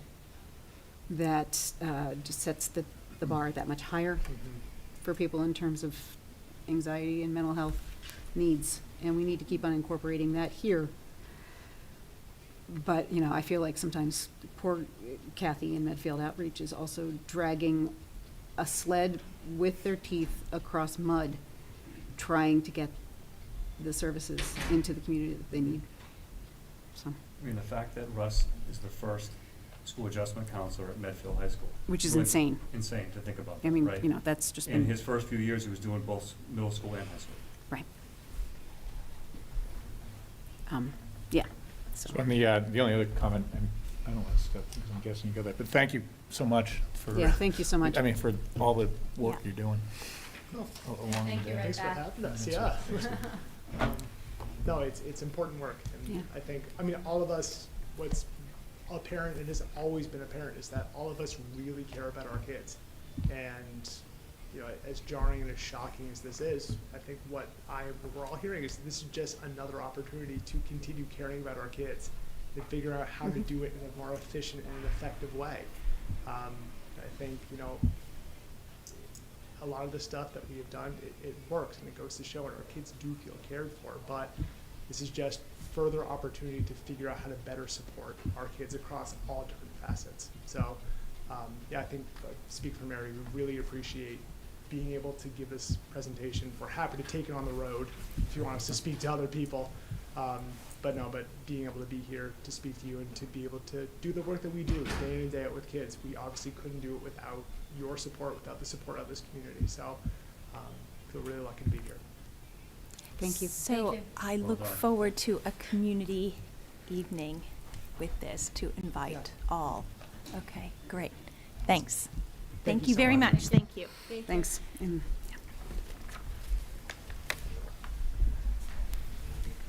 All right, folks. Next agenda item is appeal of superintendent's decision on library books. So one item I missed, there was one other public comment that I did not, a request Oh. from Zoom Okay. that I did not, it was very low on the list that we just didn't see. Okay. So I for wanted- what agenda item for the, I suspect. just the I initial- can't communicate with the individual. Right. Oh, There's just a okay. hand raised that I didn't see. I apologize for that. So I was I wondering. invite her to, or him, whomever it is, to send us an email at SC Chair Or we could take the comment during the period of time that they, I mean, if their hand is still up. Yeah. Oh, her hand is still Yeah, up. the hand is still up. Okay. Is it for Metro West, yes, all right. No, it will. I don't, the hand has been the same hand. Oh. Before the next agenda topic, appeal of the superintendent's decision on library books. I thought you were moving in there. but- Yeah, I'm moving on to the next. Yeah, I believe, I suspect the hand is related to that, but there was somebody who was part of it. Okay, so, so we can take comment before our vote, Yeah. according to our policy. All righty. So if you're still there, I think they are. Okay. That person could specify which subject matter too, if. I can't communicate. I just get. No, but I they're just- listening, they're listening and they could put a question into the Yeah. question and answer. But we don't look at the question and answer because we like to have our comments viewable and visible to all people, not simply communicated to the school. So I understand that, but the thing that could be put into the question is which subject matter, which line item on the, which agenda item they would like to make a comment on. So if that Let the person is chair listening. I'll let the Thread that chair needle. decide. Yeah. All right, let's just move on to the next agenda item, and we will take comment before our vote, as we've stated that we would. So, appeal of the superintendent's decision on library books. We have discussed this at numerous meetings. What exactly does this mean? And essentially, we have discussed that this is really whether or not we are going to uphold the superintendent's decision to accept the recommendation from the reconsideration committee on both Flamer and All Boys Aren't Blue, and to keep them in the high school. And before we discuss amongst the committee members, I'd just like to ask Dr. Marsden to really recap at a very high level the process the reconsideration committee undertook, as well as yours in coming to the final decision. Sure, Madam Chair. So the reconsideration committee was formed in late September. And then their charge was to do a formal process to review the books in question that were put up to be reconsidered. So they read the books, they had multiple meetings, and then they did a vote on how they would want to move forward. They submitted a report, which is all online. They submitted that to me, 3 separate reports, 2 for Flamer and 1 for All Boys Aren't Blue. They sent that to me, and then I had a period of time which I reviewed that. And then I issued my report and my decision on November 14th, in which I supported the recommendation of the reconsideration committee to take Flamer out of the middle school for the fact that the author had recommended the book for readers of 14 and up, and most Blake students are under the age of 14, so it just seemed like a natural thing to do at that point. And I also supported the reconsideration committee's recommendation to keep both Flamer and All Boys Aren't Blue at the high school, and I articulated that the importance of representation of LGBTQ+ and Black characters in this book were really important, and that led to my decision among all the other data that I looked at. But that letter to whomever it was only sent to the folks that had asked for reconsideration, is also on the website for anyone to see as well. So that's kind of where we're at. That was November 14th when I made that decision, and here we are. Right. And actually, could I just quickly point something out, because it's salient, I think, to some of the concerns I heard, that there's a closing point here that's consistent with the Medfield School Committee policy. Parents and guardians may limit the access of certain books, and parents and guardians may contact the school principal to arrange for their child not to have access to books that they are concerned about. So I think that that's certainly covers, in an equitable way, parents who have concerns about their children being having access to that book independently, while and much like other policies that happen within public schools, frequently an opt-out is certainly more personalized than kind of a generalized removal.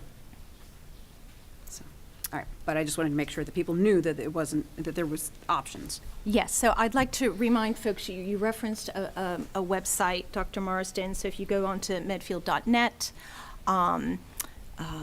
you can find the instruction and innovation website Right, link. the district offices under Explore, district offices, instruction, innovation, everything that you would ever want to know about this process is there.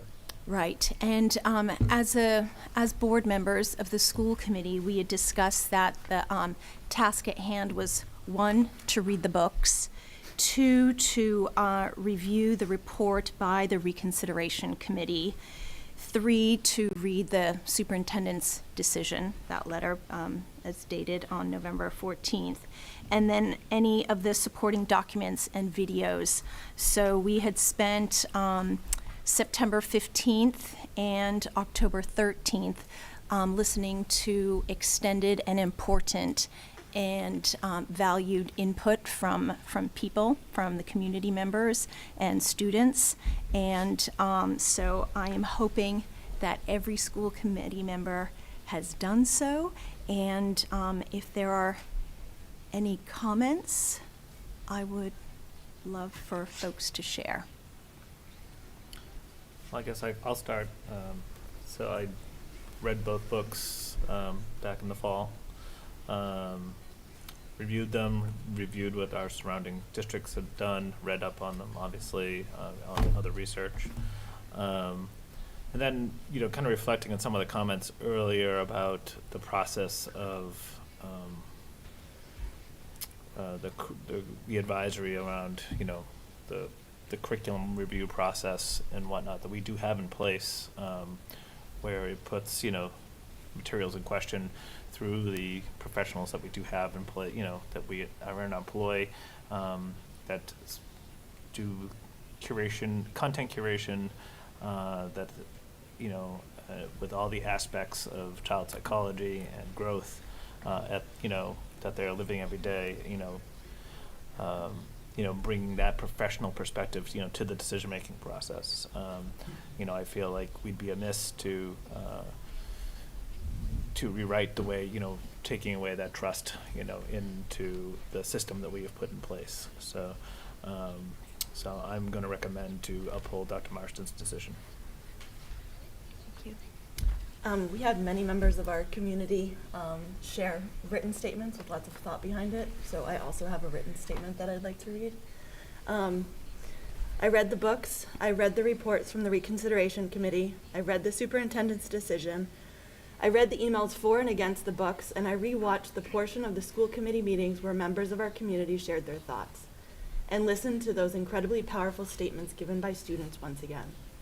And when I read, and in some cases reread, the information we had before us to sift through, I just kept coming back to one thing: our students. The decision around Flamer and all boys armed blue seems to disproportionately affect the students at Medfield High School more than any other group in our town. So I turned to the student handbook, and in it I found the MHS vision of the graduate, which states, students will graduate with the ability to think critically. It then goes on to state, students will pair academic skills with empathy and resilience in preparation for adulthood. Critical thinking and empathy, 2 of the core values that we as a community have deemed important for our Medfield graduates to succeed. One of the many emails the school committee received was a joint email from the ACLU of Massachusetts and GLAD. I'd like the email included in the minutes. Andrea, I'll send it to you in a little bit. There were many points made in this email that I think strongly reflect not only what we want for the students of Medfield, but also our responsibility to them around an open and public education. I encourage everyone to read the letter, but some of the points that resonated with me were, quote, debates over whether to allow students access to specific books often lose sight of the overarching function of our schools, to train young people to think for themselves, end quote. Quote, having access to these books not only helps educate all students about the experiences of others, but also creates a more inclusive and supportive environment. Removing books that reflect students' experiences not only removes the support, it tells a student that they and their community are not accepted by their teachers and peers, end quote. Quote, Students in our diverse society are better prepared to enter and lead in that society when they are able to access a diverse array of literature and informational material.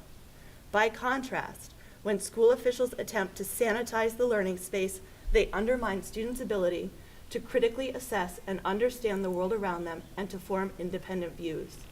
And when books can be removed based on community members' disagreement with the author's message or point of view, it paves the way for an unending series of attempts to purge a school based on subjective views about what is objectionable. End quote. After thoughtful, careful, and thorough examination, I support Dr. Marsden's decision as well as the professional expertise and recommendation of the Reconsideration Committee.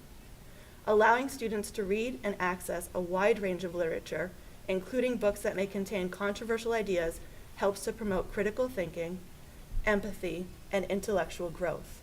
It also prepares students for the real world, where they will encounter diverse perspectives and opinions. I support keeping All Boys Aren't Blue and Flamer in the Medfield High School library.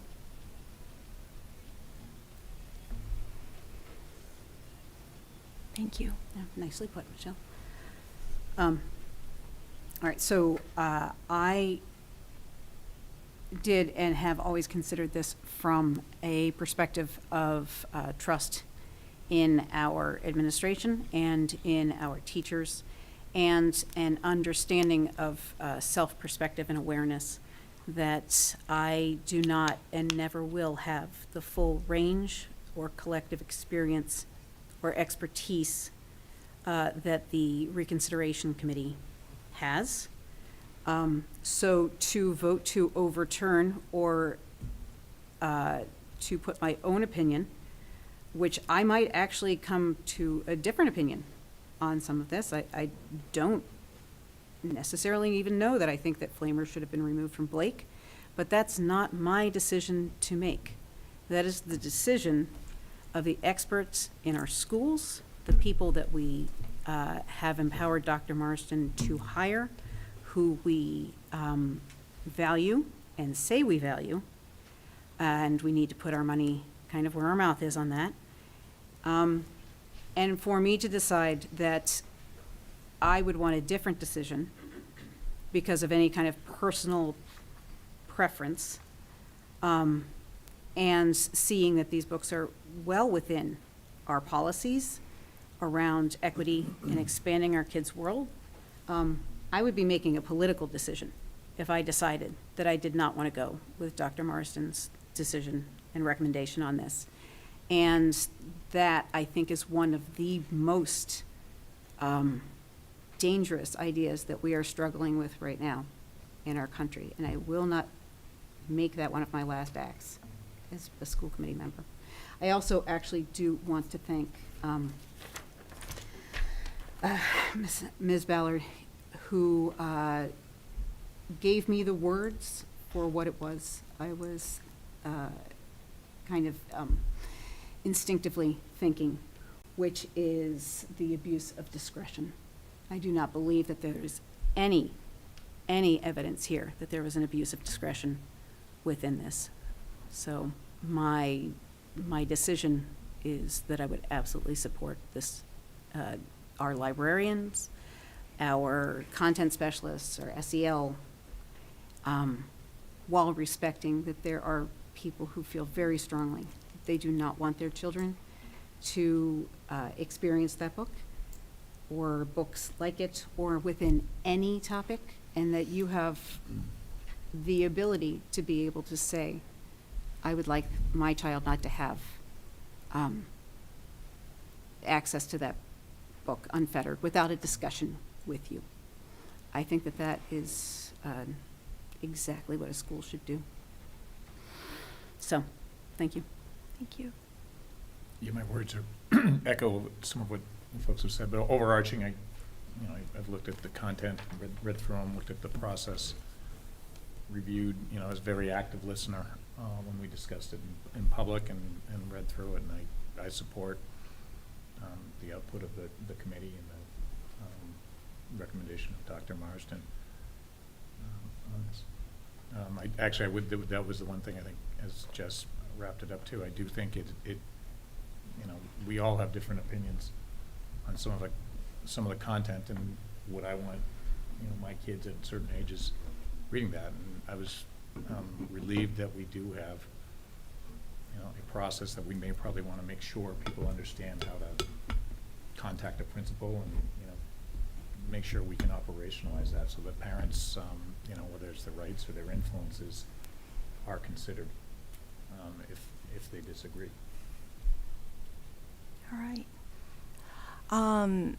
You all spoke so eloquently, and I too brought this down to an element of trust, trusting Dr. Marsden, trusting the collective body of the Reconsideration Committee. So much trust that there was, I could not overrule, would not overrule their decision. They are the professionals. They are with these students day in, day out. Spencer, you spoke so beautifully and eloquently, and with all your students, your peers, and that really just moved me. And sorry.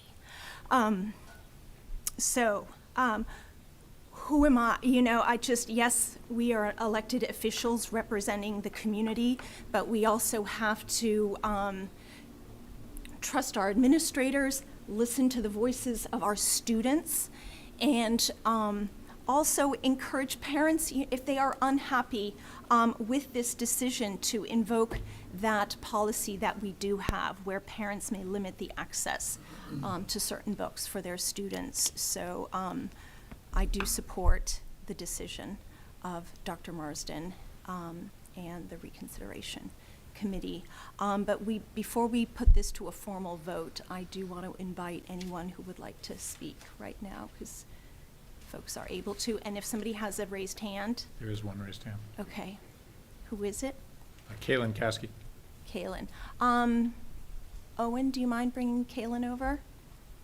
And if Kaylin is able to turn her screen on, if possible.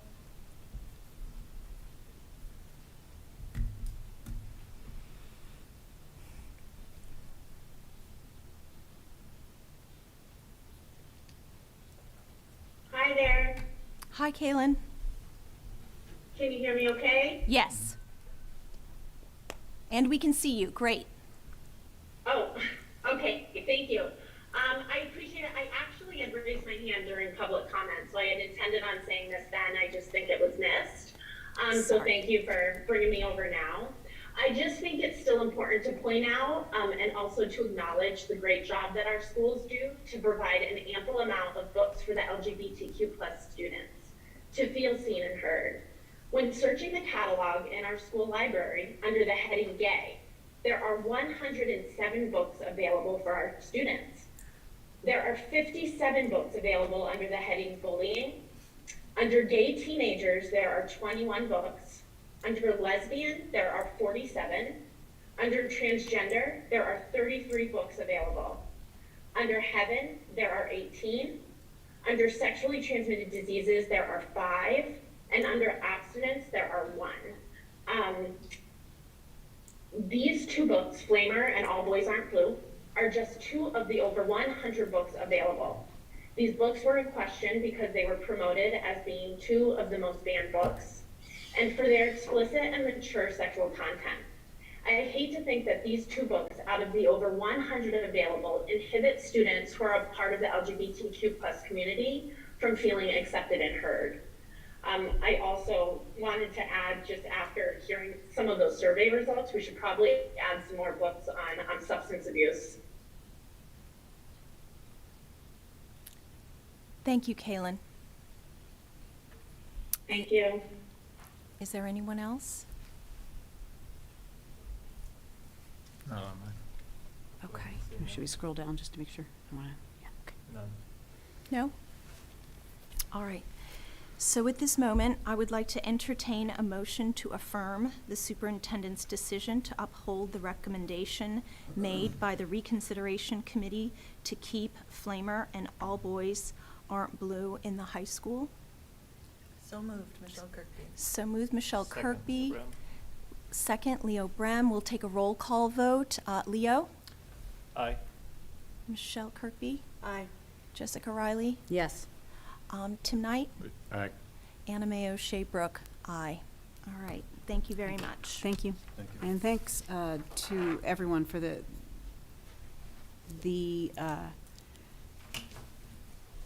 I guess the mature and thoughtful presentations tonight about this decision. I know it's not easy for everyone, but I do want to reflect to our community how much I value that. So thank you. All right, next agenda item. This was an amendment. School Building Committee bylaw, potential amendment. Michelle, did you want to Sure, I'll take this speak one. to that? I've been thinking about how to help ensure that this new SBC is successful. And I just had some concerns around the perception, I guess, of the SBC bylaw. You know, in a lot of ways, this is new and uncharted territory for everybody because this is the first time we're doing this. So currently, there are 4 town committees that have representation on the SBC: the Warrant Committee, the Planning Board, the Permanent Planning and Building Committee, and the School Committee. And there seems to be a notion or an understanding that the individuals representing these boards have to be current members. So my personal concern with this is that when, you know, like what Jess is about to do in regards to like Rolling off. correct, thank you. Having a life, reading a book. Yep, Yeah. those things. You know, with four of the boards or committees having representation, which is actually 5 of the 12 voting members, we might end up in this place where we've got kind of a merry-go-round or revolving door of members, right? And we would be in a space of losing institutional knowledge overall. Speaking with, I mean, like Leo and Anna Mae can obviously speak to how much information is involved with an SBC, and that continually rotating people in and out is not probably the best way to run the project. So what I wanted to better understand was, or what I had originally proposed was to amend the bylaw. So I reached out to Christine and Scott and Gus and Mike Weber and you, and I ended up sitting down with Gus, and we had a lovely discussion at Blue Moon. And we studied the bylaw together, and it actually states that if an SBC's, in 1.e, if an SBC member's term as an elected or appointed official expires, or such member chooses to resign from their appointment, the appointing authority who initially selected such member will be responsible for selecting a member for the balance of the school project. It doesn't actually say it has to be a current member, or that you have to put a new person in, and Gus and I both kind of came to that together. So, as the appointing authority here from the school committee, and having already selected Jess, Fools. we could keep her, right? You could. So what Gus suggested was that we reach out to town council and talk to Mark Sorrell, and make sure that that is actually the interpretation. And Jess, I respect that you would like to read books. But understanding Spend that my we. child's senior year with him Yep. instead of here. Yeah. Yeah. All sorts of other things like Trying that. to help the overall transition be a little bit smoother. If you're open to it, my proposal is that you stay on to the end of this school year, and then we can, in that time frame, kind of evaluate what makes sense for us in regards to who would take your seat on the SBC. So, action item 1 would be, Anna Mae, if you're okay checking with town council to make sure that Gus and I are reading this correctly, and Jess, if you're open to staying on to that end of the school year space. I think I and need we a can little. have a smoother transition. Yeah, I need a little bit of time to think about it. It seems like a perfectly great idea because I am concerned, and I have always been concerned about this coterminous appointment. Obviously, the people who probably should have been on the SBC would have been you and Tim. And, you know, every election cycle, you never have any guarantee that somebody will continue to be on the school committee. And I honestly think the school committee, or the school building committee, needs some fresh legs. But I also think that it's kind of cruel to just throw somebody who's just been elected to the school committee into the SBC when they are also just trying to figure out what the job of being on a school committee is. So I guess I would not, as I think about it now, I would consider going through, say, the end of the fiscal year, if we were able to then put together a plan about what that handover looks like, how we introduce people, kind of really what that procedure is. And then I actually don't have any specific opinion about how that gets enacted. I think that was not, when I initially read the school bylaw and when it was kind of put up and we kind of got a chance to look at the final copy of it, was literally days before and without actual consultation with the school committee. So we knew that there was always going to be things that we needed to fix about it, but I think that you made a good catch there, and I think it addresses some of the real concerns that people have had about this kind of revolving door situation. But I'm not going to necessarily speak to that in terms of how the committee might think about that permanently going on. I think that that's one of those things that there are going to be a lot of other school building committees, unfortunately. You know, we're kind of reaching the end on a lot of our facilities. So, but if it were to make the transition easier and it were to be something that the committee would feel okay about, I would be willing to kind of make that It's really just, transition. I know, it is And your it's only a decision. couple, I know, but, you know, I'm so goal-oriented sometimes. I'm like, it's the 27th. I know, but I read a just- book on the 28th. I know. But I think this is more about intentional Right, transitions. intentional transitioning, yeah. And then so, the two new school school committee members. We don't want to just pick them out of a hat, like, you're it, you're it. And Yeah. I suppose that the vision I'm seeing is that if Jess, you are amenable to just go through the end of the school year, which is just a few months after. Keep convincing me.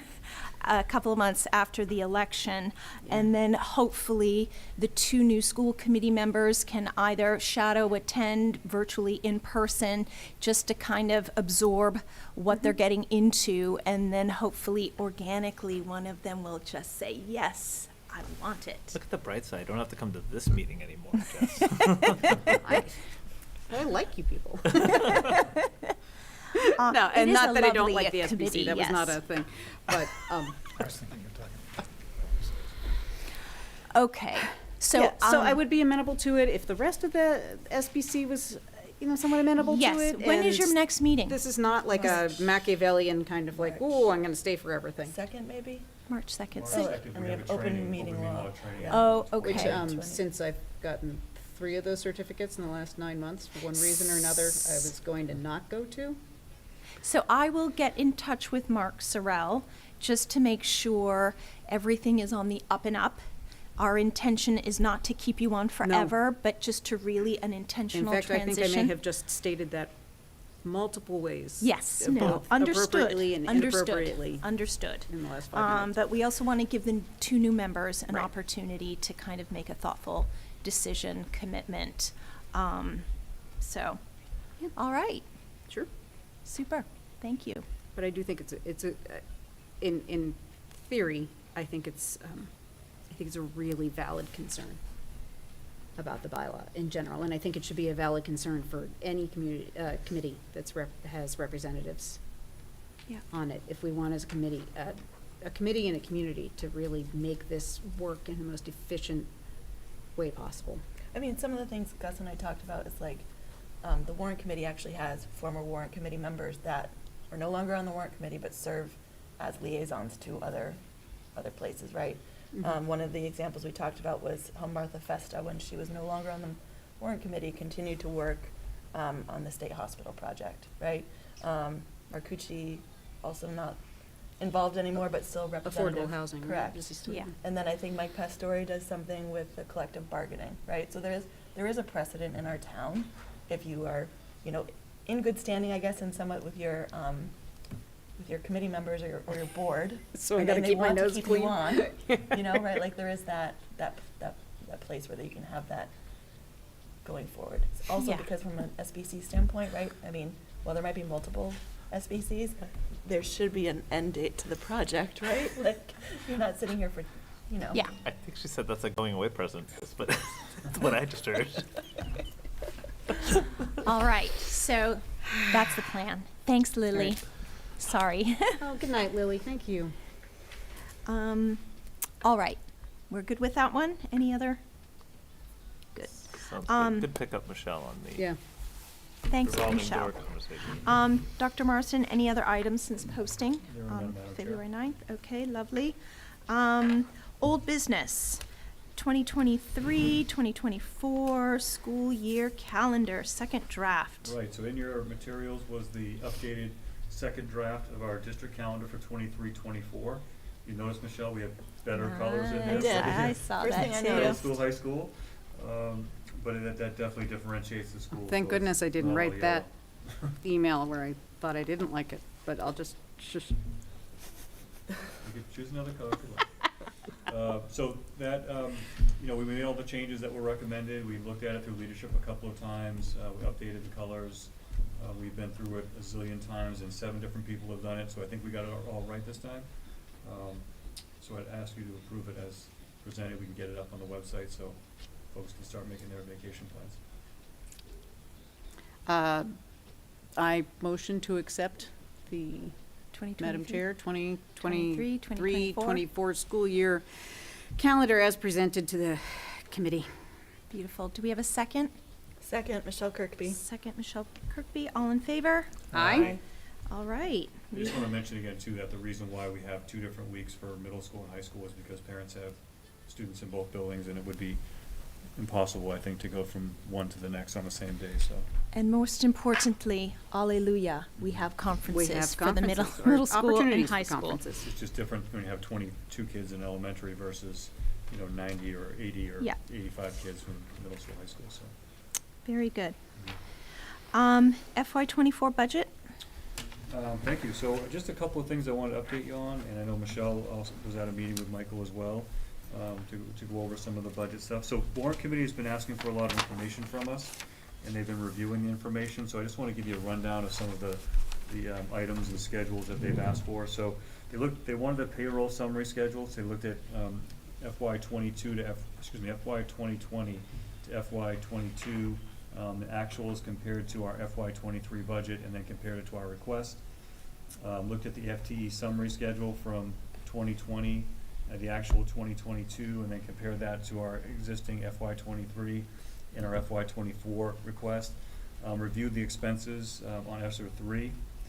So we talked a little bit about a carryover for ESSER 3 because we can use it for FY 24. So we're still working through that a little bit on things we may not have.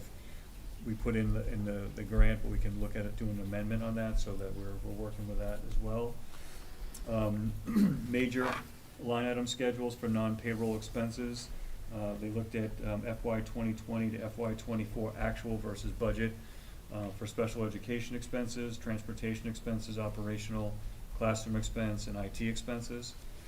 And last 2 things, they took our payroll and did a payroll audit by selecting random teachers and comparing them to the teacher scale to see, last year, to see if it tied back to the master payroll sheet, and all of the selections tied back to our master payroll sheet, so that was all set. And then they looked at a schedule that Michael put together for revolving accounts, so actual versus budget from FY 18 all the way to FY 24.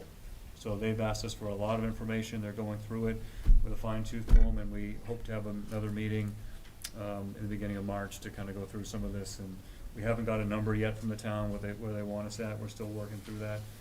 But I know, Michelle, you were at a meeting on Friday if you have anything else to add. I think the only thing I would, kind of like related but not related, Anime and Jess, I just want to thank you again for helping and work so hard to get the contract in place. I feel like the amount of headlines you see recently with teachers striking, when we talk about payroll, like it could be different, right? Like It could be very different, it could be very different. So, But I think that speaks most to Dr. Marston and to our teachers and to the kind of trust that I think you and I were very much witness to in those negotiations.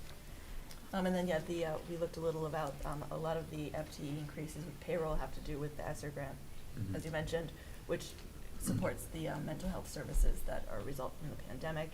And just some of the outliers are unknown still. The governor's budget isn't going to be released until early March. There seems to be very little maybe not very little, but like a lot of question on how the millionaire's tax will affect us and what the circuit breaker increase will be.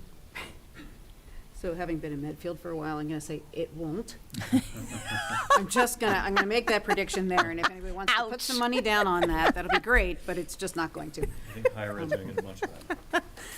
Oh, Jess. Anybody wants to, I don't know. Come back, I'd rather have that thrown in my face as being utterly wrong, but I just can't see it happening. I hope so. But I was at a legislative breakfast for Cape Cod Collaborative last Friday with the legislature to talk about this very thing, and those were the two things that I brought up as being that they need to go back and push on with circuit breaker in Chapter 70. So, by far. Yeah, thank you, because we need help on both. Great. So hopefully in the, the next 2 March meetings, we'll have a number that we can target and then start getting some reductions your way to see what you'd like us to do. Okay. We're still waiting for that from the town side. Okay, great. I would say just personally, as we're looking at what we've added and what we heard here tonight, I could not see mental health positions being negotiable. I just don't, we need them too much. Our kids are still recovering, our community is still recovering, and we're essentially the safety net for our kids in many ways. Absolutely. 1000%. All right, school building committee updates. Good first meeting. First. Yeah, good fun. First meeting went well. I feel like it was a good kickoff. It's good to kind of talk at a high level on, kind of people's thoughts and ideas on things. Yeah. I guess, knowing that we are going to be kind of liaisoning between the school committee, I'm interested to make sure that I'm hearing, or we're hearing while she's here, questions, thoughts, or comments that you guys have. I want to make sure, I feel like, I just want to make sure that I'm covering all the bases and I'm not relying on, you to go watch a video or read a document, right? Well, I I don't think wanna put you on the it's spot like that. I no, would no, also it's a say good- the other things we talked about were kind of trusted communication, right? We talked loosely or high level on like third party, should we be bringing in a third party from a communication standpoint? Can we talk to some towns that have had success building a school and utilizing a third party And, communication? in third-party communication and/or third-party data collection and communication, kind of. Yeah. So that there's kind of there's two parts to that, right? Yeah. And we can all communicate, but people have to understand that what the committee is communicating is based in neutral So trusted. collection. Yeah, it It's- needs to be and trusted. trusted, Yeah. right? So that's the definition of trusted. So. Isn't there a set of facts as well? We're gonna try to establish Yeah. a set of Mhm. facts as Yep. part of that. Kind of a baseline thing, yeah. Yeah. And I guess actually, Michelle, that's kind of a good idea in terms of thinking about how the committee may like us to, or like me in the short term, Michelle in the long term, and whomever else, how you would like to have those school building committee kind of communications between the school committee and, is there a structure? Is there a schematic that you would like to see? So that we are constantly kind of presenting apples to apples information to the committee for you to be able to consider things over the long term. Is that something that we need to do and put into place? So that when we speak to the community and when we speak amongst ourselves, we have, like kind of a through line of what the concerns are and where they're progressing, like how that's. Okay. I just think of, like question, I think Michelle, part of what you said was questions we would ask or Yeah. or things, what I think about is overarching, like is there a straw man, and I know it's early, but for an overall process? I think many Yeah. in the town, is it 5, what's the timeframe? Do they have an idea? And I think you're gonna this goes without saying, but balance speed of decision and common sense for something we know we need versus engaging, you know, and making sure you're getting community input. Mm-hmm. Right? But, you know, I'm like, hey, okay, how many meetings before we have a high-level process in mind? Right? Like, we've talked about that prior to it being out there as to when might we have, kind of an obvious decision. Like, what does it look like? Timeline, feasibility, the budget for the feasibility study, what's it gonna cost, you know? Is it Right, gonna go what's to the the town town meeting tolerance this for year? cost? Is there like Right, I a mean, special there's town a town meeting? meeting coming up pretty quickly, and Yeah. we do need budget for feasibility, we need to. We We've have got we have 250 right now, 250 which in the is account now. a quarter of what we started with. I think Christine recommended we Last ask for time. more at that meeting. She did. Yeah, okay. Yeah, Warren's committee's got You're gonna that in the need more. pocket, but who knows if Yeah, that'll right, survive right, also true. as the onion gets peeled away. Yep. An idea of how much you're gonna be able to use from the previous one would be good, because that will be asked at the town meeting. Okay. I think it's that too. And then, I mean, what are you saving by using materials or Oh, yeah, yeah, any yeah. efforts from the previous feasibility study that cost And $1 a lot of million? that is technical information that, Yep. I mean, there's stuff that we have done, but obviously there's a lot of technical information that may not continue to be relevant within Site this environment. surveys, well, the site surveys, Yeah. some of those other things. So there is a baseline of information that they're asking for Mhm. from school committee. So, was there a timeline really to get that information? You know, they wanted updated enrollment, what our needs are for space. Yeah, I mean, I think one of the most urgent items on the agenda from what they talked about the last meeting was whether or not we do an SOI Right. in April. So I Right. think that's Because something you the don't want to committee spend has your April decide. vacation doing that I'm sorry? again, because you don't want to spend April No, I vacation. mean, I think it's, Yeah. if they want to do it, that's fine. It's just Yeah. they have to make that decision. And then having the decision But we to- also have to make that decision. Right. So Yes. you guys have to make it, the Board of Selectmen have to make it, Yeah. and Yeah. then, they just direct me to do what I need to do on that. But having the meeting at Dale Street in March was a great idea. Yes. Mm-hmm. Mhm. So, because there were some folks on the board that hadn't been in there in years. Or So at we're all, gonna I be, think. I think there's a couple people who've never Right. been in there. Yeah. and some have never been in there, so I think Yeah. that was a good idea to do that, and we'll have some tours as part of it as well, so. What I came away with was just, the breadth of experience on the board, the different voices and backgrounds, and just the positivity and the desire, to move forward Mhm. as a community. So I walked away feeling very hopeful. I feel a little bit like the school project is, at this point within our towns, we have a lot of projects that are kind of backed up. There are things, pieces of the puzzle that have not been able to be unlocked because we haven't been able to move on with this project. And being able to move on with this and then being able to have a larger plan that people feel familiar with and can enact, helps our entire town, not just our Dale Street kids. Does this unlock the ability for Parks and Rec to then be thinking about what their next step is in terms of buildings, which then serves our teen communities, which are so easily identified as not having anything to do in our community. Like Boloco's not gonna do it, right? Or Chipotle or whatever, right? Like that's not a teen facility, but that is about as close as we're gonna get for a while. Like, how do we unlock our progress instead of having it seized up? And I think if we can start through and get people really thinking big picture, we're gonna see a real improvement in terms of town services Yeah. and town community services within the next 10 years. We'll look back at it and say, okay, this is good. So, Very good. that is my hope, and I All will right. watch. Great. Okay. Sorry, I'm not gloating. I'm very sad about leaving the school committee, actually, but. So community engagement and communication, any updates, folks? So Jeff, you said the newsletter is going out in April, correct?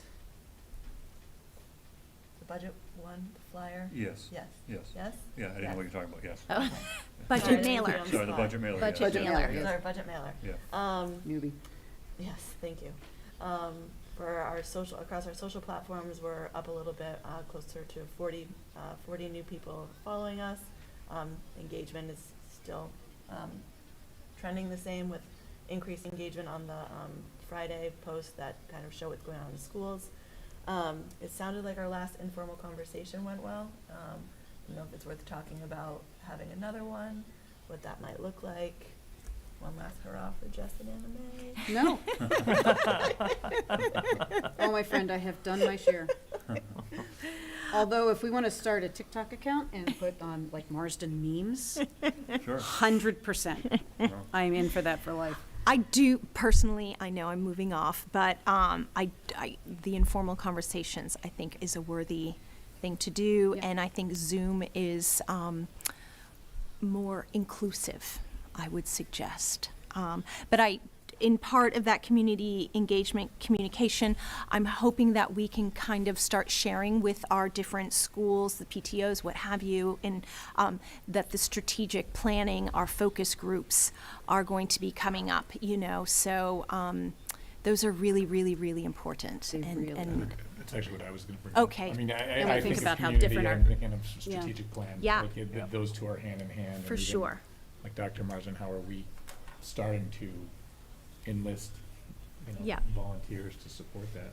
Yeah. So that's going to be here before we know it. Yeah, exactly. Do we have dates yet? April, Okay. Yeah. April, May, June. Okay. It'll be interesting to Clear see how schedules. the April, May, culture June. of our community participation and numbers, how that will have changed, if at all, between when we did this in 2015 Mhm. and when we do it now. Because I think that we've had an enormous shift in how we communicate with each other just in that 7-8 years. It'll be an interesting Yeah. kind of experiment. All right, great. Solar panels, you folks have been so patient. Thank you so much. I think So Penny just sorry. likes to be here. All right. Hit it. Crack-a-lackin'. Great discussion. So honored to be here with you tonight. I'm Connor, 3 Donovan Drive. I've been on the Medfield Energy Committee for 15 years, and I have led the renewables section of our Town of Medfield Climate Action Plan. And I am excited today to be here with Brian Woodman, who is with Select. We're going to talk about our opportunities for the schools to lead the way for our town in demonstrating how we can reduce carbon in our footprint and create savings. So the wonderful thing is, the way that we have proposed it on our Renewables Committee, we've looked at all the opportunities for Medfield with the goal, with our Town of Medfield Action Plan, is to maximize the opportunity for solar on all the municipal and school buildings. And we looked at the school buildings. The top 3 we have listed up here on this slide. And we would like to move forward with these 3 with a letter of intent. But let me just give you the highlights. These 3 projects at Blake Middle School, Medfield High School, and our Memorial School are a combination of both roof panels and canopies. They bring a savings of planned savings of $1.7 million over the 25-year of the life of the project. And the beautiful thing is that we don't have to put out a single dime to create this savings. This will be with a purchase power agreement with Select. I do want to remind you, though, that there is a time value of money, and it is important, particularly in solar, because as solar gets close to parity with grid generation, the incentives go down. So we actually show that between Block 7 and Block 8. If we don't hit the timing on Block 7, which is filling up quick, the next block will be Block 8. It's declining benefits. It's a 12% drop. So instead of a $1.7 million benefit over the life of the project, it drops down to $1.5 million benefit and change. So it is important that, to the extent we can move forward on these with a letter of intent and get in line with the incentives associated by the Commonwealth of Massachusetts with SMART, it would be a good thing. So the great news is on these 3 projects, the canopies bring you some additional benefits besides saving energy and reducing your carbon footprint. They will also provide shade in the summer and keep the snow off in the winter for faculty and students who are under them. So if you would like, we can show you the 3 projects right quickly. And I want to reassure you that we have a very thorough community outreach plan that is multi-channeled. It includes, we've already published a newspaper article in the Hometown Weekly, and we plan a series of community events, both in person and via virtual sessions so that more can attend, with special outreach to abutters on each of these 3. So the Blake Middle School has the opportunity for both roof, because we do have a new roof here, and canopies. So one thing about solar, you don't want to put it on an old roof and then have to pull it off again. So if you're replacing the roof, and I think Jessica was highlighting that we have a series of school projects that are coming up. We could be putting so we will have many more opportunities to get benefits from solar going forward, but these are the top 3 in the queue here. The Medfield High School would be parking covered here, that probably many of us are in this afternoon. And you can see the design there. And then Medfield Memorial School, this is that parking lot at the far end next to the MAP facility that's at Memorial. So for each of these, by the way, are in order of our priority order of outreach. So we believe the Blake, we start with the Blake, then we go to the high school, and then the Medfield Memorial School. However, we do have a series of outreach on this whole concept in general to all these communities planned through March through April. If you want to pull up, I think the next slide shows our outreach plan. Oh, next steps. Outreach plan is in the next slide. Okay, one more slide. Thank you, Michael. So February, a series of, we have a subcommittee that's just doing the outreach, and they were doing an amazing job. Matter of fact, Megan Sullivan, we're coordinating with the Sustainable Medfield team to do a lot of this too, but we've got some introductory articles reaching out to the schools, so the principals, so that they know what's going on, and then a series of others. So I will hit the pause button, open it up to any questions. We do have, as I said, Brian's here from Select. For those of you who don't know, in my other world, I head up energy strategy and customer experience for Eversource. I work and lead, I see all the solar projects that come in for Eversource across Massachusetts, and I can reassure you that Select is a very highly regarded organization that works with municipals and communities. They've worked with over 100 communities and have over 700 projects in play. It's important because there's not all solar developers will work with small towns and communities to develop solar projects.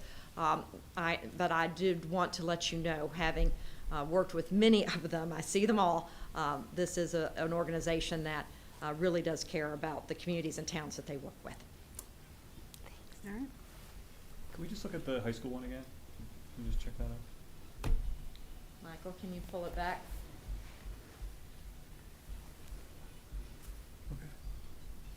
I do know just a quick thing with the Open Space and Rec Committee. Although I am not mixing my committees right now, they'd have some concerns about the accessibility parking spaces in terms of the accessibility plan and kind of, I'm sorry, it's late. Is it past 10 yet? Have we done that? No, no, okay. 9:45-ish, I would All guess. right. But in any case, when we're looking at implanting and constructing those, we may need to look at how the handicap disability parking is fit in there. I think they were concerned about 100%, narrowness. Yeah, we would do that. Yeah. Is the question on coordinating for the? Oh, just it's my hobby committee is looking at accessibility around town and areas of need around accessibility, so that there may be some reconfiguring of parking spaces that needs to happen, or kind of reconfiguring of space in a very minor way. But as it's being built, it would be a good time to make sure that we don't have a stanchion right in the middle of, or, like a.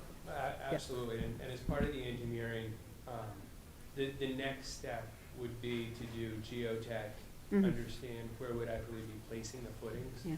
And then around the footings would obviously be for accessibility. We're working on a project right now with the Stone Zoo where they just recently we did a walkway to access Mhm. the zoo for accessibility and worked with them on that as well too, so. Do you anticipate all of these, all of projects going concurrently, or would it be Blake first and then, how would that work? We have, in discussions, would defer to the school committee. If you had preferences on that, we can certainly stage them. The work is ideally done during the summer so that we are not impacting your traffic flow. So Right.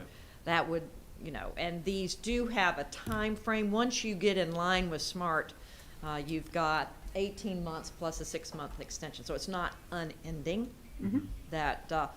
But once we get in line, it holds our place. So with the letter of intent, we can get in line. We would move forward with the community meetings. Obviously, if there was, some significant concern that caused us to pause, we would have that option. But the intent is, letter of intent is to move forward.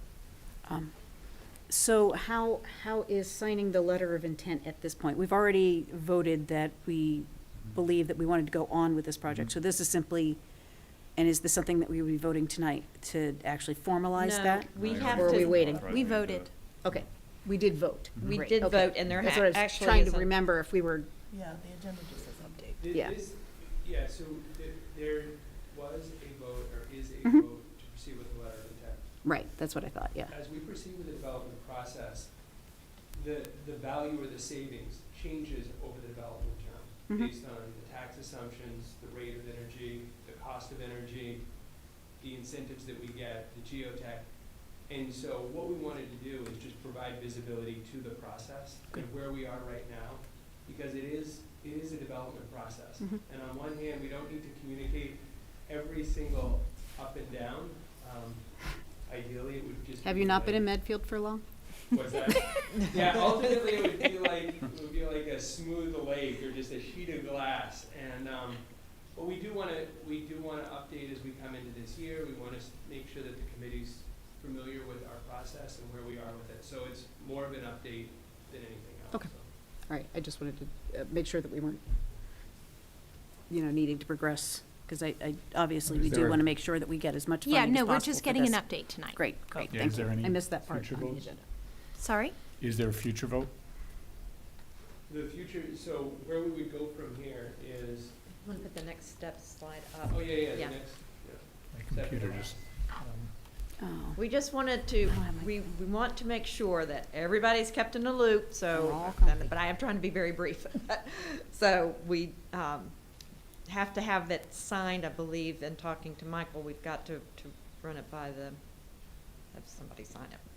We'll get that signed, planning board.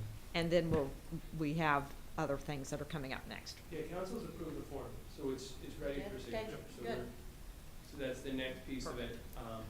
Then the engineering, securing the incentives, making sure, going through the Eversource interconnection review process, and then obviously the engagement with, and outreach with, the Energy Committee and Megan and the team. And then there will be and I think there's a place on the town meeting for a town meeting vote that will provide the school committee and the superintendent to authorize the letter, the actual agreements. And so once that's in place, then that's the next trigger. So we're doing these things in parallel, so that by the time we have town meeting, we'll have the incentives in place and presumably the Eversource approval as well. Very good. Thank you very much Thank for you the so much. update. Appreciate Thank you for waiting Thank so you, hard. yes. I appreciate it. Very. Thank you. Super. Alrighty, any informational items?